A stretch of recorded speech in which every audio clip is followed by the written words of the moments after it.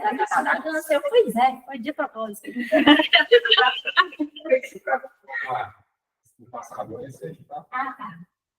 Prontinho, tá gravando. Se você ficar aí nessa posição, Bárbara, fica legal para a captação do áudio, tá? Qualquer coisa eu falo.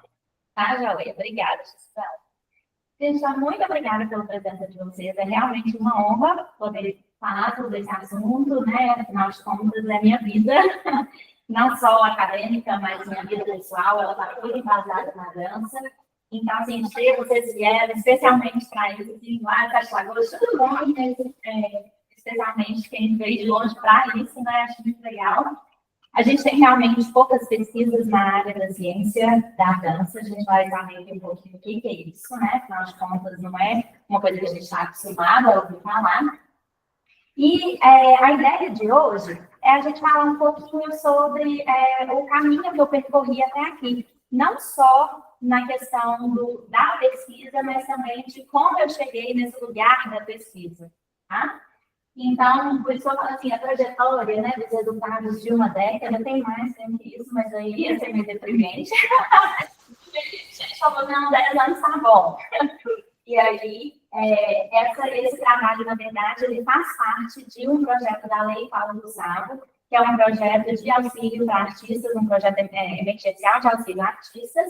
E com esse projeto de pesquisa que eu consegui a bolsa, eu consegui fazer o pós-doutorado aqui na UFMG, sob orientação do professor Dr. Mauro Chagas. E, então, eu estou aqui dentro do laboratório de biomecânica, da Escola de Educação Física e Fisioterapia e Terapia Ocupacional, no departamento de esportes, tá bom? Aí está aqui os patrocinadores desse pós-doc.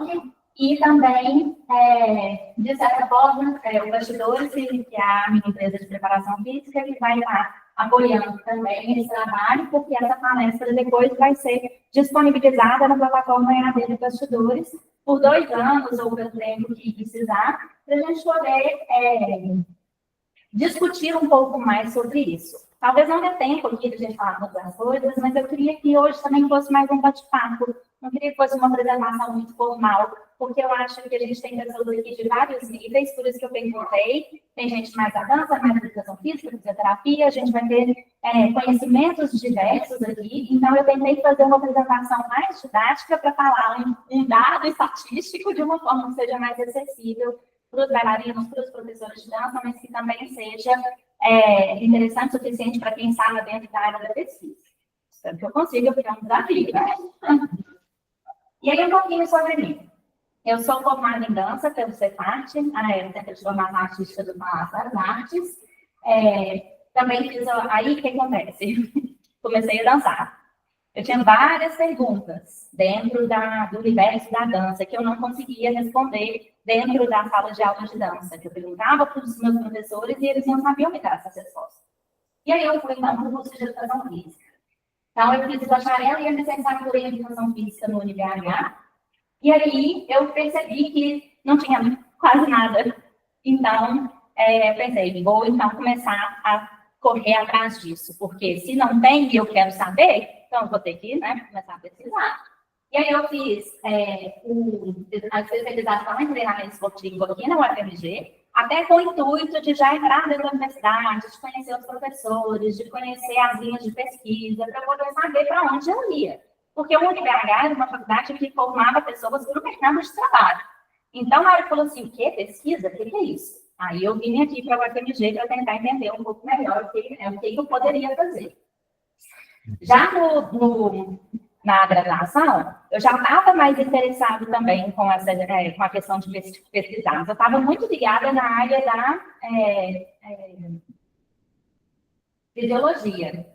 Aí eu fiz o meu trabalho de TCC, foi com o professor Dr. Kellerson Pinto, e ele foi sobre termorregulação em bailarinos. Então, será que no dia do espetáculo, que a gente tem aquele figurino que não respeita a termorregulação do corpo, que a gente não bebe água porque não dá tempo, que ele tem todo o equipamento que te aquece, será que a gente fica desidratado? Isso poderia afetar a performance? Foi esse o meu trabalho. E aí foi até o primeiro artigo que eu publiquei, então, assim, fiquei toda feliz na época, falei, isso é legal, vamos conseguir. E aí eu vim para cá e fiz o mestrado, orientada pelo professor Dr. Mauro Chagas, na área de flexibilidade. E engatei, então, o doutorado na Manchester Metropolitan University, uma universidade na Inglaterra, que trabalha na área das ciências da dança. Tipo, o que é isso, né? Aí a gente vai falar daqui a pouco. E aí agora eu voltei para o pós-doutorado e voltei na casa, né? Voltei para... além da parte, porque assim, a minha defesa de mestrado foi aqui nessa sala, né? Então a gente volta. Eu fico nervosa para fazer essa palestra igual o dia, gente. Tá? Então daqui a pouco eu paro de gaguejar. Chega uma hora e a gente faz um curso. Mas eu acho que isso aqui é legal, né? A gente continua sempre com os frios na barriga, acho que isso faz toda a diferença. E aí, hoje em dia, eu pesquiso ainda estou ligada na área da dança, na área da pesquisa, mas eu tenho outros projetos que tem tudo bem nada a ver ao mesmo tempo, que é uma ecovila que eu gerencio lá em Brumadinho, com projetos sustentáveis e que eu tento trazer lá para a cidade projetos de dança, projetos educacionais, culturais, e uma forma de viver mais sustentável, mais saudável, ganhando dinheiro no meio ambiente. E ainda tenho bastidores, né? Na verdade, desde 2013 eu trabalho com bastidores, que é exatamente essa plataforma de ensino à distância, que eu faço cursos para professores de dança e bailarinos possam entender um pouquinho melhor como que eles podem melhorar a si mesmo para poder dançar melhor. E aí, quando eu fui planejar, né, essa palestra com o Mauro, ele falou assim, eu quero que você fale um pouquinho também da sua trajetória, das diferenças, às vezes, lá da universidade no Reino Unido, da universidade aqui, porque às vezes a gente fica com essa... Eu fui para lá sem saber o que esperar. E teve muitas coisas boas e tiveram muitas coisas ruins que talvez eu pudesse ter lidado melhor se eu soubesse o que estava me esperando. Então, às vezes, a gente falar um pouquinho sobre isso, para vocês que querem seguir a carreira acadêmica, é bastante interessante também, né? Então, a gente vai falar um pouquinho sobre isso. Mas por que eu fui para a educação física? Eu estava na área da dança. Quando eu entrei na faculdade de educação física, era o primeiro ano que tinha aberto o curso de dança aqui na Federal. Não tinha antes. Então, assim, naturalmente, os bailarinos enveredavam para outras áreas. Mas aí abriram, e as pessoas sempre me perguntam isso, por que você foi para educação física? E às vezes ainda tem essa rixa também, que na minha opinião é completamente infundada, né? Entre os dois cursos, eu acho que a gente tem que se unir mais, porque são conhecimentos que se agregam e que a gente precisa trabalhar. E é uma das coisas que acontece muito no Reino Unido, a gente pode falar sobre isso depois, é exatamente as pessoas terem a possibilidade de fazer cursos duplos. Sabe, de pegar algumas disciplinas da educação física, pegar algumas disciplinas da dança e montar o curso que você tem vontade com as coisas que você quer aprender. Às vezes, por exemplo, minha pior disciplina foi futebol. Eu acho que o futebol ele me trouxe várias coisas que eu uso na dança, como alguns exercícios coordenativos. Então, todo o conhecimento você pode transferir para a área que você quer usar. Mas, talvez, eu gostaria de ter feito uma disciplina na dança, se eu tivesse a oportunidade, e juntar o meu curso de educação física com uma parte um pouco mais artística lá na Faculdade de Belas Artes. Mas a gente ainda não tem isso. Mas, com demanda, talvez a gente possa ter, né? Então, é importante a gente falar sobre isso. E aí, por que eu fui para a educação física? Porque eu queria responder perguntas de por que uma colega minha coloca a perna lá no alto, eu estou aqui fazendo a mesma aula, o mesmo tempo, o mesmo treino, e eu não consigo. E aí a resposta dos meus professores é, continua tentando. Não é possível, porque eu sou muito nerd. Me fala assim, tenta, eu tento. E não acontecia. Mas ao mesmo tempo, eu fazia 5 piruetas enquanto a outra fazia 2. Tá bom, mas, gente, mesma coisa aqui, só que do outro lado. Por que está diferente? E aí eu resolvi ir para a faculdade de educação física para entender como tentar, para tentar melhorar o meu corpo, para ser melhor enquanto bailarina. Gente, eu não queria nada com a educação física. Eu queria melhorar enquanto bailarina, entendeu? E aí eu fui vendo que não tinha tanta coisa assim. E aí eu me apaixonei com a pesquisa, com a possibilidade de responder uma pergunta. Isso é muito lindo, sabe? Isso é uma coisa que, assim, eu brinco que, às vezes, eu estou cansada da área acadêmica, mas ela é tipo um bumerangue na minha vida. Quanto mais longe eu jogo, mais força ele volta. E aí eu não consigo largar. Então, assim, continuo devagarzinho, eu não estou 100%, não estou 32%, se eu não conseguir responder alguma dúvida, alguma coisa assim, mas com certeza eu posso pesquisar e retornar para vocês, caso tenha alguma dúvida que eu não consiga resolver aqui. Então, foi por isso que eu queria muito ir para a educação física e não para a dança. E aí, hoje, o que foi que me interessou também? Diminuir essa lacuna que a gente tem entre a teoria e a prática. E foi por isso que eu abri o Bastidores. O Bastidores é exatamente onde você se prepara para entrar em cena. Esse é o nosso slogan lá. Porque, com o tempo, eu fui começar a trabalhar com preparação física de bailarinos, que era uma coisa que não tinha aqui na época. Eu abri o Bastidores em 2013. Imagina, agora a gente está começando a aceitar um pouco mais que o bailarino tem sim que fazer musculação, que o bailarino tem sim protocolos diferentes de outras populações. Na época, gente, foi muito desgastante, porque eu tinha que enfrentar professores de dança o tempo todo falando comigo, falando com os meus alunos, que me procuravam porque o aluno tinha consciência de que queria melhorar, mas o professor não queria que ele viesse, falava assim, literalmente. Ah, você não pode fazer preparação física, porque a sua coxa vai ficar mais grossa. Eram essas frases absurdas que eu ouvia, tá? Mas aí, assim, hoje em dia, o bastidor está mais ligado com uma plataforma de ensino de distância. Eu parei de atuar diretamente com bailarina e passei a focar mais na produção de conhecimento para que professores e bailarinos possam pegar esse conhecimento e aplicar na prática mesmo. E aí, assim, eu publico muito mais livros do que artigos, muito mais blogs e cursos do que material científico mesmo, né? Afinal de contas, a gente não consegue fazer tudo. E aí, a ideia é pegar esse conhecimento e transformar ele de uma forma mais fácil para o bailarino entender. E aí, teve aqui um trabalho direitinho, mas a gente teve o Congresso Dança e Consciência, que já teve 2 edições, que foi um congresso internacional de participação de pesquisadores da área de ciências da dança de mais de 6 países, e todo o conteúdo que teve nesse congresso está lá na plataforma disponível, gratuito, para todo mundo que quiser assistir. E, assim, se Deus quiser, a gente vai fazer outros congressos, e foi uma parceria que aconteceu depois do meu doutorado, entre o pessoal do Reino Unido e o pessoal do Brasil, que resolveu se juntar e criar uma rede chamada Rede Brasil UK, para colaboração de trabalhos na área das ciências da dança. Então, aqui, né, enquanto a gente tem o que a gente chama de ciências do esporte, né, que a gente vê biomecânica, fisiologia, psicologia, tudo voltado aos esportes, no Reino Unido existe a área de ciências da dança. E foi por isso que eu quis ir para lá. Porque aí a gente estudava biomecânica, fisiologia, psicologia da dança. Com todas as modalidades que a gente tem da dança, com demandas diferentes, que o balé clássico é diferente da dança contemporânea, que é diferente da dança folclórica, que é diferente da dança de salão. Cada uma delas é uma modalidade distinta. Eu não posso pegar um conhecimento ali que foi feito com bailarina de balé clássico e transferir ele para a dança contemporânea. Não dá. E aí lá eles fazem isso com essa amplitude de possibilidades, né? E é muito legal também, porque lá, dentro desse meio de pesquisa das ciências da dança, ainda tem também as áreas artísticas.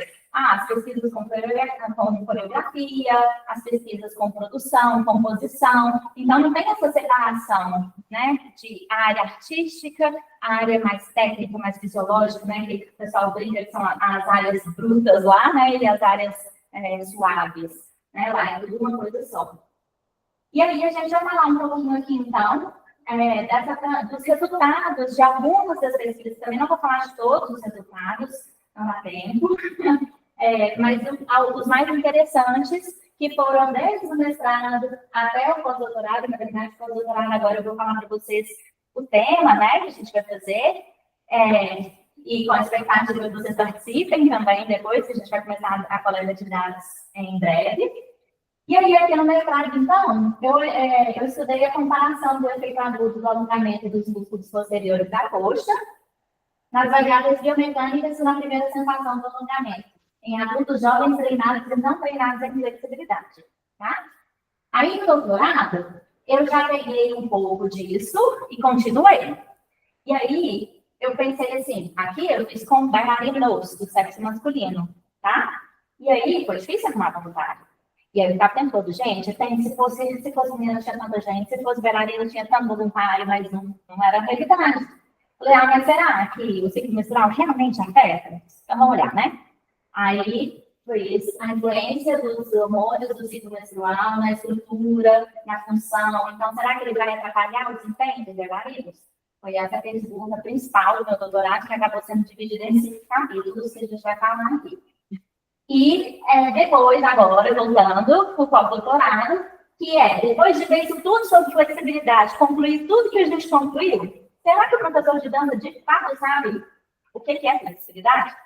Será que ele de fato sabe aplicar um treinamento de flexibilidade para bailarina? Ou a gente está lá dentro de sala de aula, às vezes correndo risco de lesionar, correndo risco de não ter resultados, de só perder o nosso tempo? Será? Então, vamos tentar avaliar isso. Então, a gente vai desenvolver um questionário para poder ver se os professores e os bailarinos têm conhecimento nessa área. Beleza? Aí, a partir disso, a gente vai conseguir tomar atitude, né? E aí, então, fui fazer o mestrado. Vai. Ah, não, desculpa. Estava pulando coisas aqui, ainda bem que eu tenho minha colinha. Então, a gente vai, antes de começar a entrar de fato nas questões, a gente vai fazer um embasamento teórico aqui para a gente poder conseguir entender os resultados depois e os testes que foram feitos, tá? Então, quando a gente aplica um alongamento em uma pessoa, normalmente a gente está falando aqui, ó, sobre a aplicação de uma força multiplicada pelo eixo aqui do movimento, e é isso, a gente tem um movimento rotacional. Todos os alongamentos que a gente faz no nosso corpo são movimentos rotacionais. Então, a gente mede eles com uma variável chamada torque, tá? Então, na verdade, o torque é a força que você está aplicando para executar o alongamento multiplicado pelo tamanho do seu dedo. Se o meu eixo está aqui e eu estou aplicando a força lá no meu tornozelo, eu vou medir essa distância toda. Se eu estou fazendo só aqui, eu vou medir a distância para o tornozelo, tá? Então, esse é o torque que a gente vai avaliar. E aí a gente precisa saber também a diferença entre amplitude de movimento, flexibilidade, alongamento, porque a gente vê muito na dança pessoas falando assim, eu quero melhorar minha elasticidade, eu quero melhorar meu alongamento, mas será que alongamento melhora? E eu falo com os professores que seguem bastidores, né, já estão comigo há mais tempo, que os conceitos, saber dessas diferenças é o que faz um professor bom para um professor extraordinário. Então, a gente precisa saber falar a nomenclatura certa. E a gente acha que, não, meus alunos não vão entender. Gente, criança de 3 anos, se você falar com ela, comprar esse coach e deixar perto do bumbum, ela vai entender. Com o tempo, ela vai entender, tá? Então, a gente precisa desses conceitos. E aí, a amplitude de movimento é exatamente essa alteração em graus quando a gente está executando um alongamento. Então, se eu estou aqui e eu empurrei e eu abri o braço até aqui, esse ângulo é a minha amplitude de movimento, tá? Então, normalmente, ela é uma variável utilizada para representar a flexibilidade. Mas a flexibilidade, ela é uma capacidade motora, assim como a força e outras capacidades. Então, isso desde que o Mauro me falou, eu nunca parei de repetir, né? A flexibilidade, ela não aumenta, ela melhora, enquanto a amplitude de movimento aumenta, tá bom? Porque ela é a forma que a gente vai utilizar para medir a flexibilidade, uma das, para medir a flexibilidade. E o alongamento já é o exercício que a gente faz para melhorar a flexibilidade e aumentar a amplitude de movimento. E existem diversas técnicas de alongamento. Às vezes a gente acha que é só pôr o pezinho lá na barra, ficar lá esperando e pronto, sabe? E não é. Não é. E além de não ser, existem horas que é melhor fazer um, horas que é melhor fazer o outro, tá? Não tem uma resposta certa para todas as pessoas. A gente tem que escutar, analisar, experimentar, estudar, para a gente poder realmente conseguir desenvolver. E aí, para a gente entender também como que eu vou melhorar a minha flexibilidade, a gente tem algumas propriedades que explicam como que a unidade músculo-tendão responde. A gente fala unidade músculo-tendão, que é, o que é o músculo, porque a gente tem o ventre muscular e os tendões, e eles estão juntos. E o tendão e a unidade e o ventre muscular, eles são feitos de tecidos diferentes. O tendão, às vezes, tem uma resposta, o ventre muscular tem outra resposta, mas a gente não consegue avaliar isso com o ser humano vivo. A gente dá com sapinhos, mas eu sou contra. Eu sou contra os bichinhos, gente. Mas é isso aí. Dá de outras formas também em vivo, mas são pesquisas mais invasivas e tudo mais. Então, a gente fala do comportamento da unidade músculo-tendão como um todo. E aí a gente tem o que a gente chama de resposta biomecânica e de resposta sensorial. A resposta biomecânica é quando a gente, de fato, tem alterações na unidade músculo-tendão após o alongamento. Então, tem algumas variáveis que vão modificar a amplitude de movimento, a rigidez, tá? E aí, como que a gente enxerga isso lá nos gráficos para a gente ver os resultados, né? Aqui, por exemplo, ó, é a amplitude de movimento, aqui é o torque, na verdade, e aqui é a amplitude de movimento, tá? Aqui é o torque, a amplitude de movimento. Então, quando eu estou executando um exercício de alongamento, quando eu estou lá empurrando a perna da minha pessoa, fazendo uma força vezes a distância, aplicando um torque, eu vou ter um aumento da minha amplitude de movimento, não é? Eu não vou aplicar uma força e a minha amplitude de movimento não vai aumentando. Ok. Essa linha aqui é do pré-teste. Aí eu treinei, e medi de novo. Essa linha aqui é o do pós-teste. Tá vendo que tudo é para lá? Para a direita? Então, se eu vou fazer assim, a mesma força que eu estou fazendo aqui para chegar, vamos supor que aqui é 90 graus. Então, para fazer uma perna lá 90 graus. A mesma força que eu estou fazendo aqui, depois do treinamento, a mesma força me faz ir mais alto. Vocês acham que eu melhorei? É mais fácil ou é mais difícil fazer? Imagina, eu estou fazendo um developê lá. Lá sei como. Aí agora, depois do treinamento, eu preciso de menos força para colocar a perna no mesmo lugar. Melhorei, né? Para a gente, na prática, isso é uma melhora significativa. Estou fazendo menos esforço, tá?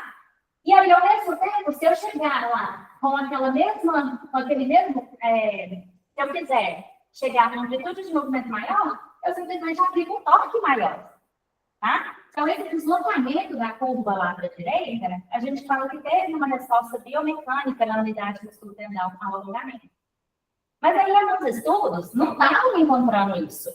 E encontraram melhor amplitude de movimento. É só assim, algo aconteceu, porque se isso aqui não aconteceu, mas eu aumentei a amplitude de movimento, o que é? E aí, eles viram que é possível que a gente tenha uma modificação na tolerância ao alongamento. Eu passei a tolerar mais desconforto numa amplitude de movimento maior. Alongador, agora. Então, aí às vezes eu ponho lá meu pezinho aqui, assim, que doendo horrores. Aí eu alongo, depois eu ponho meu pezinho aqui, não está doendo mais tanto. Ou então, durante o alongamento mesmo, a dor não vai diminuindo, muitas vezes. Então, aí foram explicar pela teoria sensorial, pela propriedade sensorial, tá bom? E aí eu tive um aumento da minha capacidade de suportar aquela dor. E aí, gente, tiveram vários estudos comparando adultos, crianças, pessoas sedentárias, com atletas, sexo feminino, sexo masculino, mas muito pouca coisa estudaram bailarina. E bailarina é uma população que, de fato, precisa de flexibilidade. Todos os dias.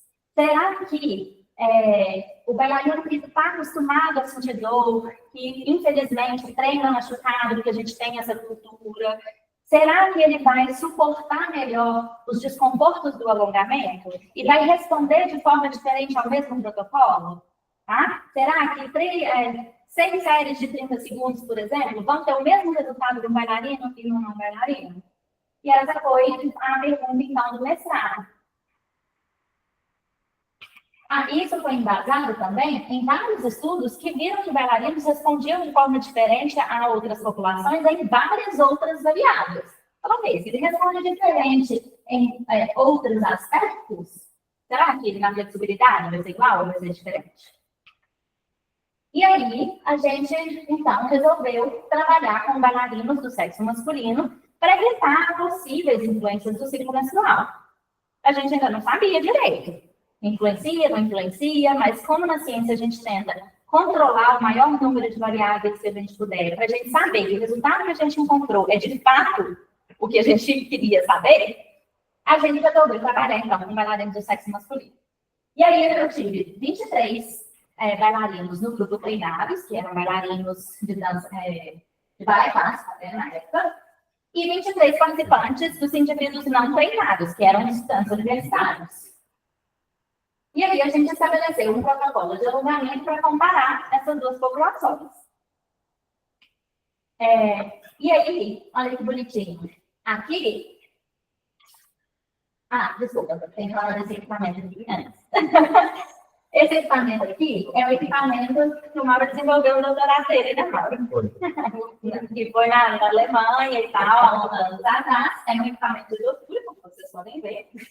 E ele é composto de duas cadeiras, que você senta, é toda amarrada para não fugir. E aí, você coloca a perna flexionada a 45 graus e o equipamento faz um movimento de extensão do joelho, que é esse movimento aqui, até alongar as sessões. E aí você tem um controle em uma das mãos que controla esse braço mecânico que sobe e desce, e é devagarzinho, tá, gente? Não é tipo, não é das mãos. É 5 graus por segundo, depois a gente até fala por quê, tem um porquê de tudo nessa vida. E um outro controle que você aperta uma vez só, para poder finalizar a primeira sensação de alongamento. O que é essa primeira sensação de alongamento? Quando a gente está puxando a perna assim, por exemplo, tem uma hora que você não está sentindo nada, né? Aí, de repente, você começa a sentir que puxou ali atrás da coxa, por exemplo, nesse movimento. Esse momento, a gente chama de primeira sensação de alongamento. A gente fala que é o início do alongamento, porque antes eu não estava sentindo nada. Comecei a sentir início do alongamento. Cheguei lá no máximo que eu tolero, saindo uma ladeira minha assim, é o máximo que eu tolero, a amplitude de movimento máximo. Tá? Então, esse equipamento fazia isso tudo lindamente. Aí, aqui, olha que lindo os gráficos dele, ó. Aqui a gente tem o tempo, nessa coluna aqui de baixo, e aqui a gente tem a amplitude de movimento máxima, o torque, a eletromiografia, que é a ativação eletromiográfica dos músculos, para a gente saber se o alongamento é passivo ou se não é. Se o músculo está relaxadinho lá e não está ativado, esse alongamento é passivo. Tá? E a gente tem aqui a primeira sensação do alongamento. Então, o que está acontecendo aqui? A pessoa está lá apertando o botãozinho e o braço do equipamento está subindo e estendendo o joelho dela. Aí, aumentou a amplitude de movimento. Lembra que eu falei que quando a gente está aumentando a amplitude de movimento, a gente tem que fazer uma força multiplicada pela distância, que é o torque? Aí aqui, ó, o torque vai aumentando junto com a amplitude de movimento. Não é linear igual a amplitude de movimento, ela é um pouquinho mais exponencial aqui, mas ela acontece. E a gente tem, aí aqui, ó, cheguei lá no máximo da ladeirinha, comecei a descer de novo. Aí voltei os dois para a posição inicial. E o outro botãozinho, que é da primeira sensação de alongamento, ele está aqui embaixo. Não estou sentindo nada. Opa, senti primeiro desconforto. Ok, sinalizei. Aí eu vou lá e pego esse momento do torque e esse momento da amplitude de movimento e tenho, então, essas duas variáveis para a gente medir exatamente depois. E esse pontinho vai aumentar, vai diminuir, e aí a gente vai saber se a gente tem alguma alteração sensorial. Aí, gente, a gente pôs os bailarinos no equipamento. E todos zeraram o equipamento. E foi quando a gente fez o teste piloto. Aí rolou aquele desespero, né? Tipo assim, meu Deus, eu vou ter que inventar um outro projeto, não, e agora, o que a gente vai fazer, não sei o quê. Aí a gente pegou todo o recurso que a gente tinha, que era o Brick Chiclete, né? E resolveu desenvolver um outro equipamento, então, para medir a flexibilidade de bailarinos. Legal. Aí, com a ajuda de amigos, né, que não tinha, obviamente, recursos de mesmo, quando eu brinco assim, ele não tinha mesmo. Ele pegou amigos, faz o desenho para mim, você que estuda engenharia. Aí, alguém, vamos colocar aqui, para montar o equipamento. E a gente chegou nessa versão aqui, que chama Amanda. Estou brincando. Ela era habilitada de Amanda, Macamanda, mas o nome dela mesmo é equipamento de. Já até esqueci. Marca de treinamento de flexibilidade. Na verdade, ela nunca teve um nome, né? A pessoa chamava de Amanda. Era só uma descrição da função dela. E aí, fomos, então, trabalhar com ela. Deixa eu botar aqui. Aqui não, aqui. Tem um videozinho aqui. Vamos ver se ele vai rodar. O videozinho não vai rodar, mas aqui. Aí, ó. Aí esse braço aqui era o braço que mexia, tá? E aí a gente resolveu, então, colocar os participantes deitados, com o quadril já flexionado e fazer a extensão do joelho naquela posição. Perfeito, né, gente? Não tinha como dar errado. É claro que deu. Porque aí... Ah, não, deixa eu voltar nesse aqui antes, então. Antes do eixo. Aqui, ó, no eixo do equipamento, a gente tinha um negocinho que chama potenciômetro, que vai medindo exatamente o ângulo, tá? Então, a gente conseguia medir exatamente os ângulos do movimento. A gente também conseguia medir o tempo que isso estava demorando, e aí a gente conseguia calcular a velocidade, porque esse equipamento não foi mecânico como a Flexar tinha. A gente não tinha dinheiro para mecanizar. Então, era um pesquisador que fazia o movimento. E ele precisava controlar esse movimento para ser uma velocidade constante. Então, a gente tinha lá a distância, né? O ângulo, e a gente, com isso, a gente calculava, tinha o tempo que demorou e a gente calculava a velocidade. Então, a gente tinha que ficar lá olhando direitinho no cronômetro que a gente tinha. Ah, é muito rápido, é muito devagar. Até o momento que ele mesmo já conseguiu aprender a velocidade do movimento. E aqui a gente tinha uma célula de cálculo, ou uma mini plataforma de força, que media exatamente a força que o membro estava fazendo contra aquele alongamento de resistência. E aí a gente calculava, obviamente, o torque, como eu já falei para vocês, e media, então, essa distância entre aqui o eixo e o ponto de aplicação da força, ok? Então, aqui, muito lindo, exatamente como eu falei, e aí a gente achou que não ia dar mais problema, mas aí deu problema. Por quê? Os bailarinos não conseguiam ficar nessa posição, os não bailarinos não conseguiam ficar nessa posição inicial. Você puxava a perna e quadrilha, voltava o quadril, a perna ia. Voltava. Não conseguia colocar os dois grupos na mesma posição inicial. Tá? E assim, aí a gente teve que começar a adaptar, né? Ai, volta um pouco, vai um pouco. E aí a gente teve que também não fazer um teste de amplitude máxima no final. A gente teve que fazer um teste submáximo, né? Com outras variáveis, porque mesmo assim a gente teve participante que zerou o equipamento depois do treinamento. E aí a gente acabou perdendo alguns participantes, porque se chegou no máximo do equipamento, eu não sei quanto aquele bailarino melhorou, eu sei só que chegou no máximo do equipamento. E aí, então, a gente pegou aqui as variáveis que a gente conseguiu estudar, que foi a amplitude máxima, que na verdade foi o maior valor da DM, obtido no ponto da rigidez aumentada. Então, ele não foi no ponto do chorinho mais. Ele foi no ponto que eu tive um aumento lá, lembra da curva exponencial do torque? Que a gente chama isso de ponto de rigidez aumentada. Então, foi nesse ponto que a gente fez o alongamento. E aí, a gente escolheu no protocolo que eram 6 séries de 30 segundos de alongamento com torque constante. Vou falar daqui a pouco o que é isso do torque constante. Aí a gente também mediu o torque máximo, estava relacionado com essa DM máxima aqui. O torque ADM, que foi uma medida que a gente fez para calcular a rigidez, já que a gente não pôde fazer algumas outras avaliações, como calcular a área de secção transversa do músculo, para calcular a rigidez real, a gente fez uma variável para calcular essa rigidez, para representar essa rigidez. E a primeira sensação na ADM e a primeira sensação no torque. Ok? Então, aqui, na verdade, tem aquele gráfico que eu já expliquei aqui antes, mas aqui, olha, vamos supor que eu tenho 2 bailarinos. Vamos supor que eu tenho 2 bailarinos aqui, ó, de bolinha preta, é o do pré-teste e do bailarinos. Não, desculpa, gente. Um só do pré-teste e no pós-teste, tá? O de bolinha preta é o pré-teste e o de bolinha branca é o pós-teste.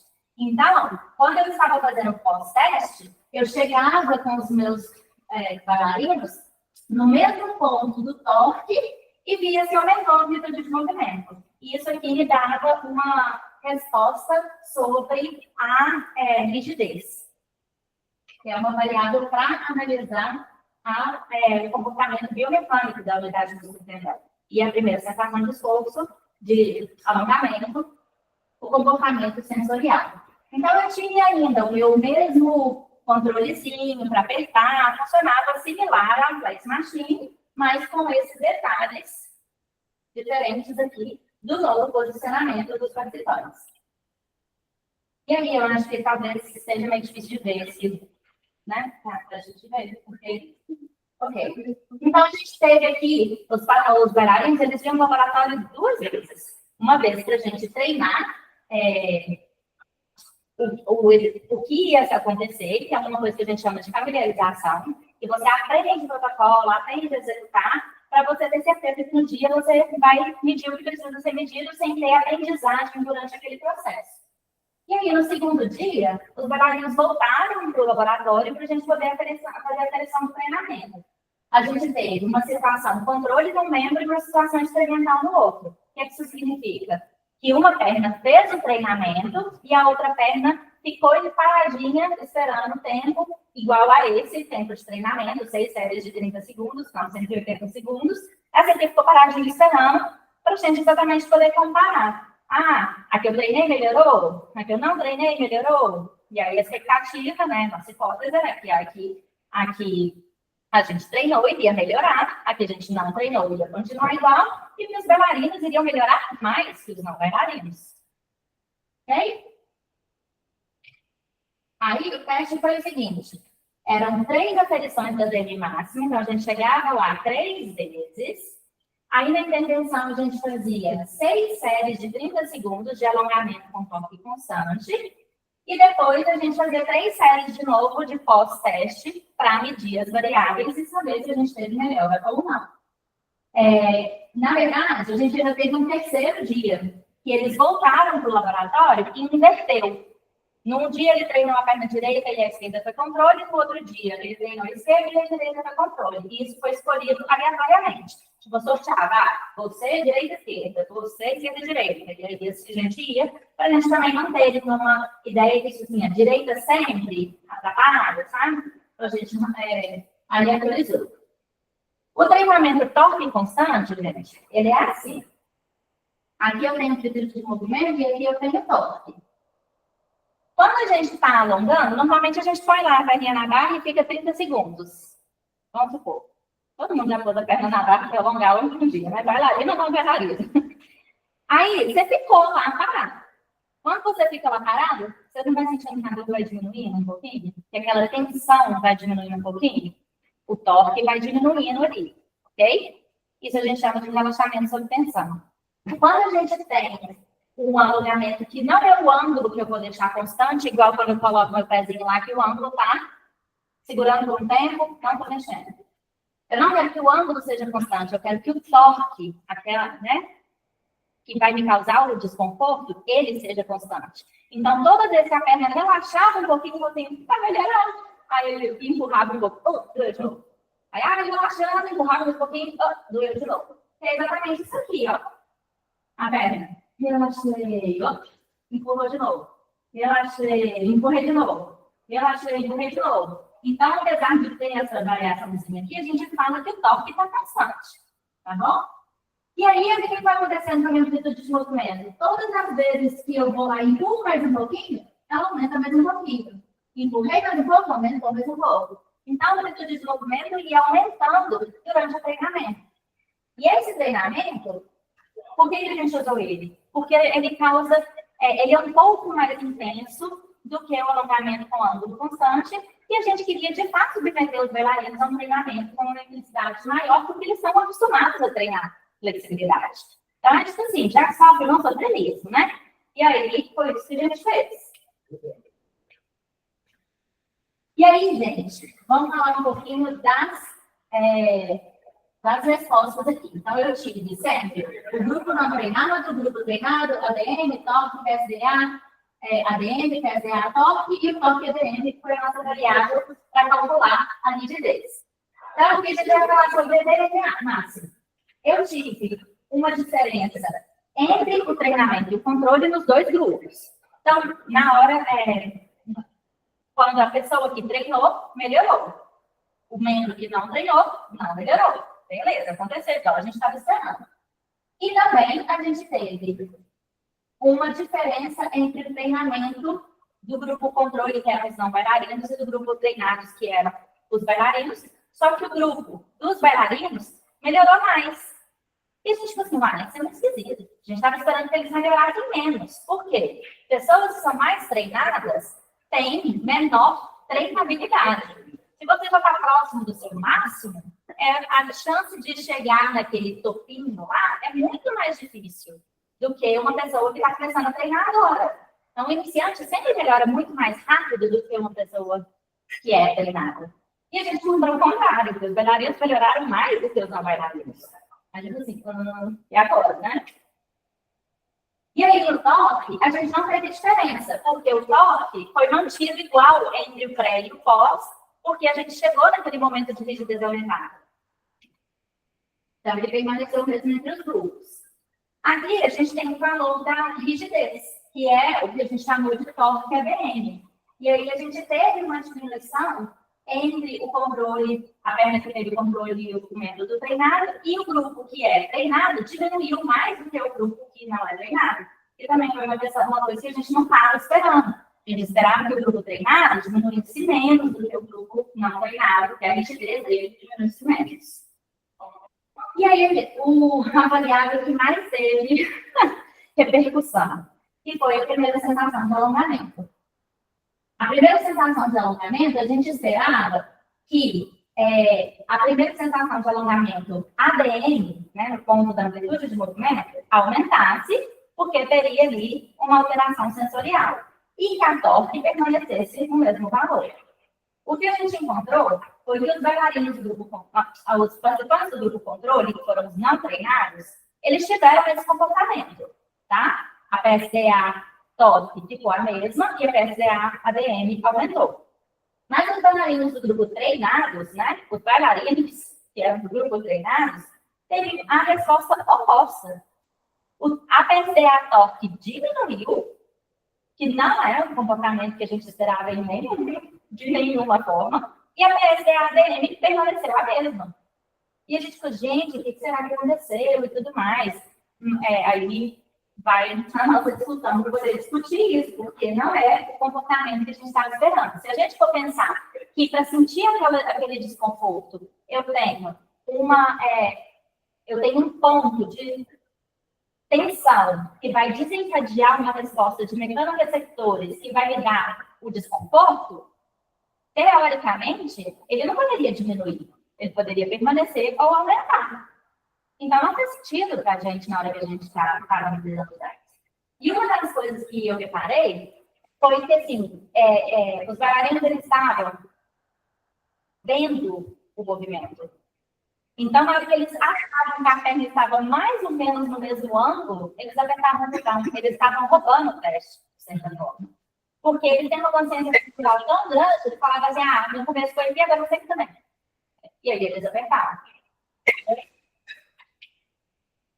E aí, aqui a gente tem a PSDA torque, que eu acabei explicando no slide anterior, que teve esse comportamento também. Então, a gente tem um resumão aqui. Então, eu tive um aumento da ADM máxima aqui do torque máximo, no ponto lá da rigidez aumentada. Eu tive para os dois grupos, tá? Só que os grupos dos bailarinos aumentou mais. Essa aqui, teoricamente, é uma seta maior, tá, gente, do que o grupo não treinados. Mesma coisa com o torque máximo, que era uma coisa que a gente esperava. Porque quanto maior a amplitude de movimento máximo, maior o torque máximo para chegar naquele momento. E aí, a PSDA, ADM, do grupo treinados, dos bailarinos, não mudou, enquanto dos não treinados aumentou. Esse comportamento aqui era esperado para os dois grupos, inclusive. E a PSDA torque para os bailarinos diminuiu, que não fez o menor sentido, mas que poderia ser explicado, por exemplo, por essa lei, né? E a PSDA torque aqui para os não bailarinos permaneceu igual que era no pouco esperado. Ok? Então, os bailarinos responderam de forma diferente ao protocolo de treinamento de flexibilidade. E aí a gente tem que pensar, será então que a gente vai continuar treinando os bailarinos do mesmo jeito que a gente treina uma pessoa na academia, uma pessoa sedentária? Okay? E aí a gente ainda tem que trabalhar com qual é esse protocolo de alongamento, tá? E aí, eu cheguei lá no doutorado, né? Então, vamos olhar isso tudo, mas agora vamos colocar o ciclo menstrual em cima, né? Porque, por que não? Será que ele realmente abatalha tudo? E aí, eu consegui uma bolsa da CAPES para fazer o doutorado pleno no exterior, nessa universidade que era de Manchester, Manchester Metropolitan University. E aí, lá eu fui trabalhar, então, com a influência dos hormônios do ciclo menstrual no desempenho do salto e da flexibilidade. E lá, para falar também um pouquinho dessas questões de diferenças de universidades e o que é fazer o doutorado lá, o que é fazer aqui, lá a gente normalmente não tem um orientador só. Tem um grupo de orientadores, para deixar a vida bem fácil. E aí, a professora, a doutora Gladys Annabelle Pearson, era a minha diretora de estudos. Então, tem sempre um professor que é o que você responde a. Mas todos os professores têm, de fato, a mesma capacidade o mesmo poder sobre você, vamos dizer assim. E aí, então, eu tinha a professora Gladys, era mais voltada na área da fisiologia, o Adrian Burden da biomecânica, e o Christopher Morse era também da área da fisiologia, mas a Gladys estudava mais a parte hormonal, e o Christopher Morse a parte da unidade musculoesquelética, das respostas fisiológicas, do treinamento, tudo mais. Então, tinha esse time. Eu tinha também, na verdade, um outro professor aqui, que era da área da dança, mas depois ele acabou saindo da faculdade. Até uma das coisas que deixou o meu doutorado um pouco mais difícil foi que a universidade, ela era de Manchester, mas ela tinha um campus no interior, numa cidadezinha chamada Crewe. Eu fui brincando mais PUC, Betinho. Né? Você pega todos os campos que precisavam de mais espaço, tinham ido para o interior, porque a terra é mais barata, né? Você consegue construir um campus muito maior. Então, o departamento de educação física, que precisa de todos os laboratórios, quadra, piscina, não sei o quê, departamento de dança, de teatro, todas essas disciplinas que precisavam de um laboratório foram para esse campus. Só que na Inglaterra, que a maioria das universidades, para não falar todas, na verdade, todas as universidades são particulares, o governo tinha um auxílio para que as pessoas pudessem fazer, para que as pessoas quisessem ir para as universidades do interior. Porque, infelizmente, lá, muitas vezes os alunos vão para a universidade pela loucura da universidade, pela experiência da universidade, sabe? Tem muita coisa que a gente vê em filme, de society, de festa, de moradia universitária. E, então, tem essa experiência de fazer faculdade. Porque lá também você não precisa muito de faculdade para entrar no mercado de trabalho. Então, é uma coisa que você faz se você quiser. É caro, entendeu? Não precisa disso para você ter uma profissão boa, para você ganhar bem. E aí, tem essas diferenças. E aí, o governo, ele dava um investimento, um incentivo para as pessoas irem para as faculdades do interior.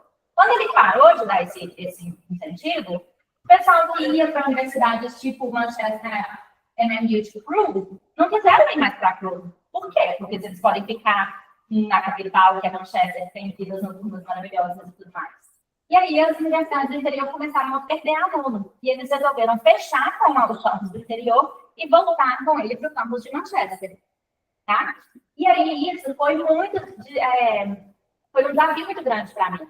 Porque no meu primeiro ano de doutorado, estava todo mundo lá. No meu segundo ano de doutorado, já não tinha o primeiro ano da graduação.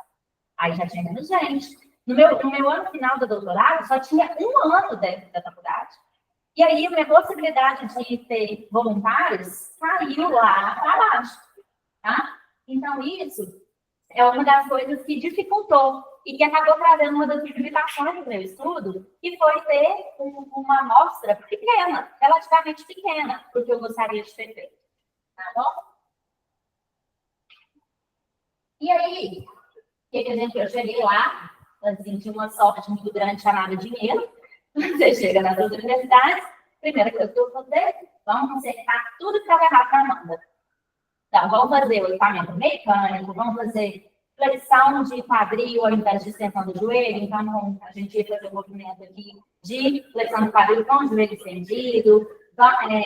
Vamos colocar tudo que a gente não conseguiu. Consegui medir os dois lados com mais facilidade, porque o equipamento daqui, a gente tinha que praticamente desmontar o braço todo, ir para o outro lado, montar o que demorava tempo, demandava. Isso tudo é uma dificuldade. Aí você tem que ter certeza que você colocou tudo no lugar, pensar de novo, o tensionamento está funcionando, o canal do corpo está funcionando. Isso tudo, gente, quando você tem uma fila de participantes ali esperando, é bem desafiador, sabe? Parece ser uma coisinha pequitinha, mas não é. Não é. E aí, esse equipamento, por exemplo, aqui, ó, estava de um lado, né? Medindo assim. E aí, quero trocar para o outro lado, eu só colocava a perna para o outro lado e media o outro lado. Então, não tinha que mudar nada, eu só tinha que inverter a célula de carga. Tá? Isso é uma coisa muito legal lá também. Eu tenho que falar isso. Tinha um laboratório de engenharia só para desenvolver equipamento. Nossa, pode lembrar disso, Aí eu ficava mais tempo no laboratório de engenharia do que eu ficava no laboratório de biomecânica. Porque, né? É muito legal ter essa possibilidade, assim, sabe?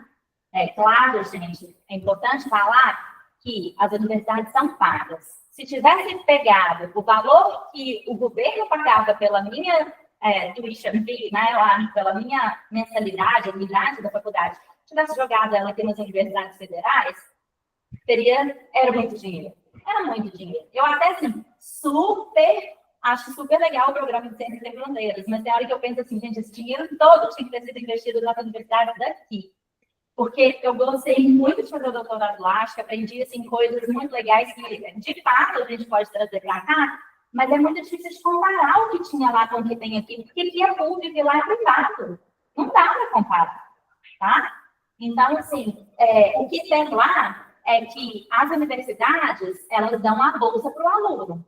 Tem disso também. Então, os doutorandos, a maioria tem bolsa para poder trabalhar. Então, além deles não pagarem a universidade, eles ainda também ganham uma bolsa para estudar, mas são pouquíssimos projetos, normalmente são projetos que a universidade quer, entendeu? Então, assim, a universidade, o professor, normalmente, aplica para um grant, né, que é o que eles chamam, né, e ele ganha o dinheiro para executar um projeto e ele tem direito de contratar 2 doutorandos e um mestrado, entendeu? Mas é o projeto que o professor quer, não é o projeto que o aluno quer.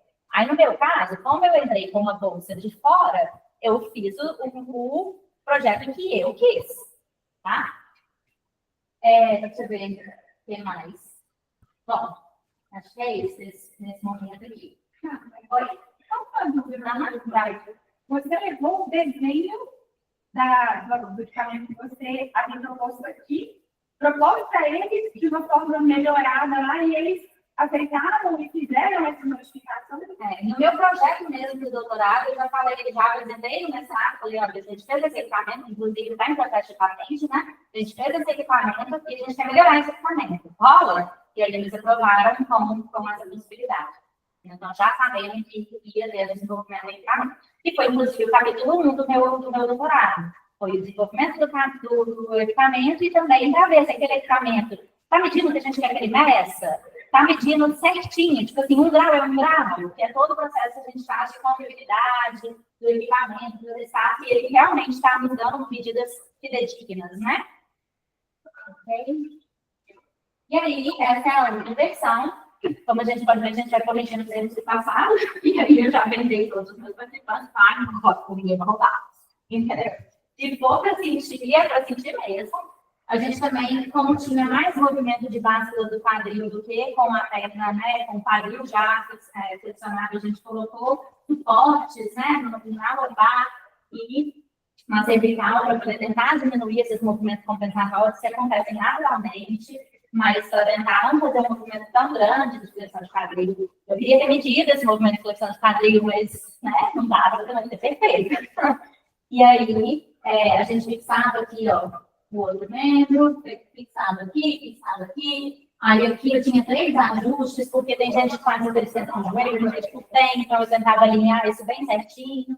Então foi um equipamento assim, bem legal para fazer também, sabe? E aí os ajustes eram nos locais anatômicos, porque para ter certeza que eu estava fazendo o movimento no eixo do quadril e tudo mais. Só uma dúvida quanto a isso.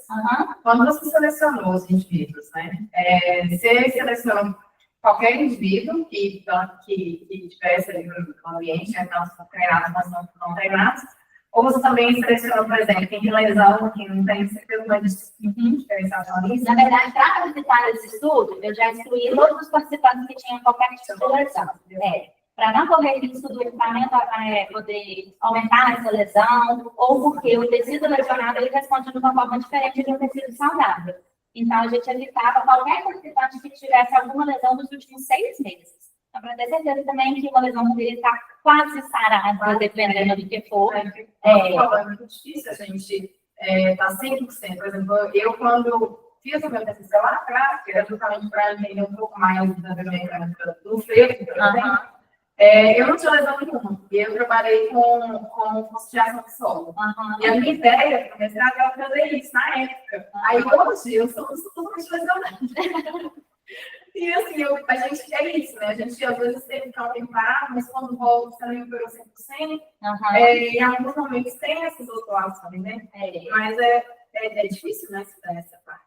Super difícil. Aí, na hora que eu for mostrar a minha população, você vai entender por que meu N amostral foi tão difícil. Além de todas as dificuldades, né, com a universidade meio que fechando, então a universidade não estava fechando, estavam de fato transferindo de volta para a capital, mas assim, nesse momento tiveram vários conflitos, inclusive o conflito que eu tive com a minha primeira orientadora, que não foi a Gladys, entendeu? Foi relacionada a isso, ela não sabia se ela ia ficar, se ela ia sair, e aí, sim, acabou saindo, e aí a Gladys entrou na minha equipe de orientação. Na época eu entrei em pânico, porque a bolsa está relacionada com o seu orientador. Se o orientador sai, você tem riscos ali, entendeu? Mas aí, graças a Deus, como era uma equipe de pesquisa, e a minha equipe tinha ficado a mesma. Ela tinha saído, mas essa equipe estava lá. Então, foi tudo bem, assim. Ok. Então, chegou os participantes. Muito mais coisa que eu queria. E aí, eu trabalhei com bailarinos de dança contemporânea, que, na verdade, gente, não foi o motivo que eu fui para minha carreira fazer doutorado. Eu queria trabalhar com bailarinos de elite. Total. Eu ia coletar os meus dados com os bailarinos da Birmingham Royal Ballet. Tipo, lá na Ballet, eu fico até arrepiada. Só que aí eu tive problema com essa orientadora, que resolveu sair, e ela era o contato com eles. Então, eu não consegui mais coletar com eles. E aí eu tive que coletar dentro da universidade, e o curso da universidade era um curso de dança contemporânea. Por que eu queria bailarinos de cada classe, gente? É porque eles são mais legais? É porque... Não, mas é porque, primeiro, eles são mais... É mais fácil de controlar os movimentos que eles estão fazendo, é mais fácil de comparar, porque um plié é aqui, é na China, em todos os lugares é o mesmo movimento. Então, assim, você sabe que o treinamento que a aula para classe vai ser similar. Gente, contemporâneo é tudo. Tudo é contemporâneo. O contemporâneo é a possibilidade de explorar o movimento. Então, o bailarino que às vezes faz uma coreografia de contemporâneo tem uma demanda corporal muito diferente do outro. Entendeu? E muitas vezes, no contemporâneo, não tem essa exigência corporal e tem, às vezes, um respeito muito maior pelo corpo, que, claro, você até tem que aprender esse respeito, mas, né, que vai fazer essa diferença. E essa diferença, gente, vocês veem aqui, ó. Eu tinha, então, os bailarinos contemporâneos tomando contracepção, que era a pílula, ou o DIU, ou de progesterona, ou combinada, que é progesterona e estrogênio, tá? Eu tinha os bailarinos de dança contemporânea não tomando não tendo nenhuma contracepção, tá? E eu tinha os não bailarinos, ok? Então, aqui nesse grupo 15, nesse grupo 11, nesse grupo 20, que não é pouca gente. Você me disse tudo, mas que é pouca gente para ter o resultado que eu gostaria de ter tido. Né? Quando a gente, o que isso significa? Porque, na verdade, quando a gente está lá fazendo a nossa estatística, a gente precisa pegar um pedacinho ali do que a gente chama da população, que é todo mundo, e vai representar essa população para a gente poder generalizar esses dados. Tá? E aí, a gente fala nos cálculos estatísticos, a gente fala, você precisa de um N de tantas pessoas, e eu não alcancei esse N, 100%. Ficou próximo, mas para eu ter realmente o resultado bem robusto que eu gostaria, eu precisaria de bem mais participantes. Só que mesmo sem a universidade fechar, minha orientadora já falou assim, esse N é um N que ele é irreal, né, para a nossa realidade aqui. Então, vamos tentar ver se você consegue chegar nesse segundo, que aí diminuir um pouquinho ali a nossa pretensão estatística, mas está ok, entendeu? E aí, olha só, 21 anos mais ou menos que tinham eles, os bailarinos tomando contraceptivo, 23,5, 22,4, com um desvio aqui tinha um pouquinho mais, mas tipo assim, uma idade muito próxima, olha a massa corporal, 65, 67, 65, muito próxima também, altura, 1,61, 1,63, 1,64, muito próximo também, tá? Então isso aqui, ó, já que um dos meus objetivos era exatamente também comparar Era exatamente comparar as respostas funcionais e também as respostas estruturais do corpo. Você já tem uma dica aqui, né? Eu não ia encontrar muita diferença na estrutura corporal. Os meus participantes estavam muito parecidos, entendeu? E assim, os meus bailarinos aqui estavam com um índice de massa corporal maior do que em outras pesquisas de outros pesquisadores, principalmente com bailarinos de dança clássica. Tá? Ok, e aí eu tive diferenças aqui no que eu estava fazendo. Todo mundo passou pelo mesmo protocolo de testes, só que eu não usei todos os dados para poder analisar todas as coisas. Por quê? Porque eu tinha gente que estava tomando contracepção e eu tinha gente que não estava. Então, o pessoal que não estava, eu podia comparar as fases, a fase ovulatória, luteal, folicular. Quem estava tomando, não tem variação. Teoricamente, se a pessoa tomar a pílula certinha, a concentração hormonal vai se manter durante o mês. Então, não precisava coletar dados nas 3 fases. E aí, eu aproveitei também, porque essa foi uma forma da gente aumentar o N. E assim, eu ainda não comparei, por exemplo, esse com esse. Ainda tem muito dado de muitas coisas que eu posso fazer com os dados que eu coletei, né? A gente chega no momento de falar, não chega, mas ainda tem muita coisa que a gente pode fazer aqui. E aí, então, o pessoal que era, né, aqui dos bailarinos tomando contraceptivos, eles participaram da familiarização e mais um dia de teste só. E quem não estava tomando contraceptivo participava da familiarização, mas os testes na fase ovulatória, os testes na fase folicular e os testes na fase luteal. Então, eles iam para o laboratório 4 vezes, tá? Já é muito difícil, gente. Muita gente veio 3, e não vieram a 4ª. Tá? Tipo assim, tinha vontade de chorar, literalmente, porque você gastou todo o dinheiro, todo o tempo, é muito equipamento, muito material, muita coisa, e você não pode obrigar aí, né? Então, você tem que falar, tudo bem, tchau, entendeu? E é isso. Ok. Aí, para ter certeza, como se existisse, mas para fingir que a gente tentava ter certeza de que eu ia pegar a fase certinha, porque eu tinha 3 pontos, tá? 3 pontos para medir. Não necessariamente, gente, o ciclo funcionamento. E a gente vai ver um pouquinho sobre isso, tá? O que eu fiz para tentar alcançar essas datas? Eu dei para os meus participantes um calendário, que eles passavam 3 meses medindo a temperatura na hora que acordasse e colocando, e aí elas tinham 5 tirinhas de um teste urinário para medir o pico do hormônio luteinizante para saber se estava próximo da ovulação. Ok? Então, pessoal lá, fez o primeiro mês, fez o segundo mês, fez o terceiro mês. Pouquíssima gente preencheu esse questionário mesmo. Já foi o meu primeiro desafio. Segunda coisa é que a pessoa tinha que acordar, abrir o olho, pegar o termômetro e colocar, nem quase mexer. Porque qualquer... levantei. Já mudou a temperatura. E a temperatura, a diferença no ciclo é de graus, de fração de graus, entendeu? Então, tinha que ser uma coisa bem precisa e não foi isso que aconteceu. Mas é uma coisa legal. A gente vê que não acontece. Mas essa pessoa fez. E essa pessoa aqui deu para ver direitinho no gráfico dela. Olha que legal. Eu tenho, como o xixizinho lá no coletinho mede o pico do hormônio luteinizante, tá? Indica que a ovulação vai ocorrer. Eu conseguia marcar direitinho para os dias da ovulação.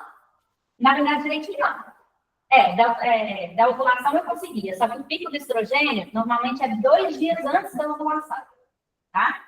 Mas eu conseguia marcar a ovulação certinha porque elas me falavam, foi nesse dia que deu, e elas pediam 5 dias. Então, na hora que estava chegando, já começava a medir, entendeu? Se tivesse que estar grávida, gente, ia ficar assim. Aí, na hora que dava, elas marcavam lá direitinho. E aí, gente, para calcular as outras, é cálculo. E aí, eu comecei a aprender errado. No primeiro dia aqui, ó, ovulatório. O ciclo dela, que é o primeiro dia da menstruação, que é o dia 1, que está aqui, ó. até o final do ciclo, esse ciclo aqui, ó, teve 31 dias. Aí começa o outro ciclo. Dia 1 da menstruação. Aqui, ó, é o período menstrual dela. A menstruação dela foi do dia 1 ao dia 6. Aqui foi do dia 1 ao dia 8. Tá? 1 ao dia 6. Próxima menstruação, depois do dia 26. Ou seja, segundo ciclo, 26 dias. Terceiro ciclo, começou lá, 4 dias de menstruação. E aí, 28 dias. Depois aqui, ó, 3 dias de menstruação, tá? Aí, você vai ver lá na literatura. Essa pessoa tem ciclo regular. Ela não tem variação no ciclo dela. Ela é uma pessoa de ciclo regular. Mas você vê que dentro do ciclo regular tem variação. Aí, para a gente calcular os dias dos picos, a gente tem que literalmente marcar o período da ovulação, ir para frente para pegar a fase folicular e ir para trás para pegar a luteal. Então, eu marco a ovulação de um ciclo, mas eu vou fazer as medidas no outro ciclo. Só que não é igual. Entendeu? E aí, a menstruação regular, né, ela tem 28 dias? Vamos fazer a média entre 31, 26 e 28. Dá exatamente 28 dias. Então, essa história de que o ciclo menstrual regular é de 28 dias é por conta disso. Ela é uma média, tá? E aí, gente, tinha tudo isso, tudo bonitinho. Mas eu não consegui pegar os picos. Não consegui. E assim, o pico de estrogênio são 2 dias. Entendeu? 2 dias. Não, é difícil de pegar. Porque, na verdade, eu medi um pico desse aqui, olha, por exemplo. Eu estou nesse ciclo aqui. O pico da fase ovulatória aqui foi no dia 19. Tá? Aí você fala assim, ok, beleza. No próximo ciclo, então, eu vou tentar pegar aqui, eu tenho que pegar 2 dias antes, né? Da fase ovulatória, para poder pegar o pico do estrogênio. Aí 19, 18 e 17. Na hora que chega aqui, ó, a fase ovulatória aqui foi no. Não é isso. Tinha que chegar dentro aqui. 10. De acordo com esse, você mediu 16. Entendeu? Então, assim, na minha cabeça, o que eu gostaria de fazer, nem se fosse com um voluntário, fazer estudo de caso. Medir a pessoa todos os. Só que aí, né, no comitê de ética, meio que é difícil, porque você tem que tirar sangue da pessoa todos os dias, porque a concentração hormonal foi para a sanguínea, então tem todas essas limitações, assim. E aí, beleza. Então, a ideia foi exatamente pegar os picos, né? O pico aqui, aqui da fase ovulatória, que é lá, o pico que o estrogênio está na sua fase mais alta. O pico da fase luteal, e a progesterona está na sua fase mais alta.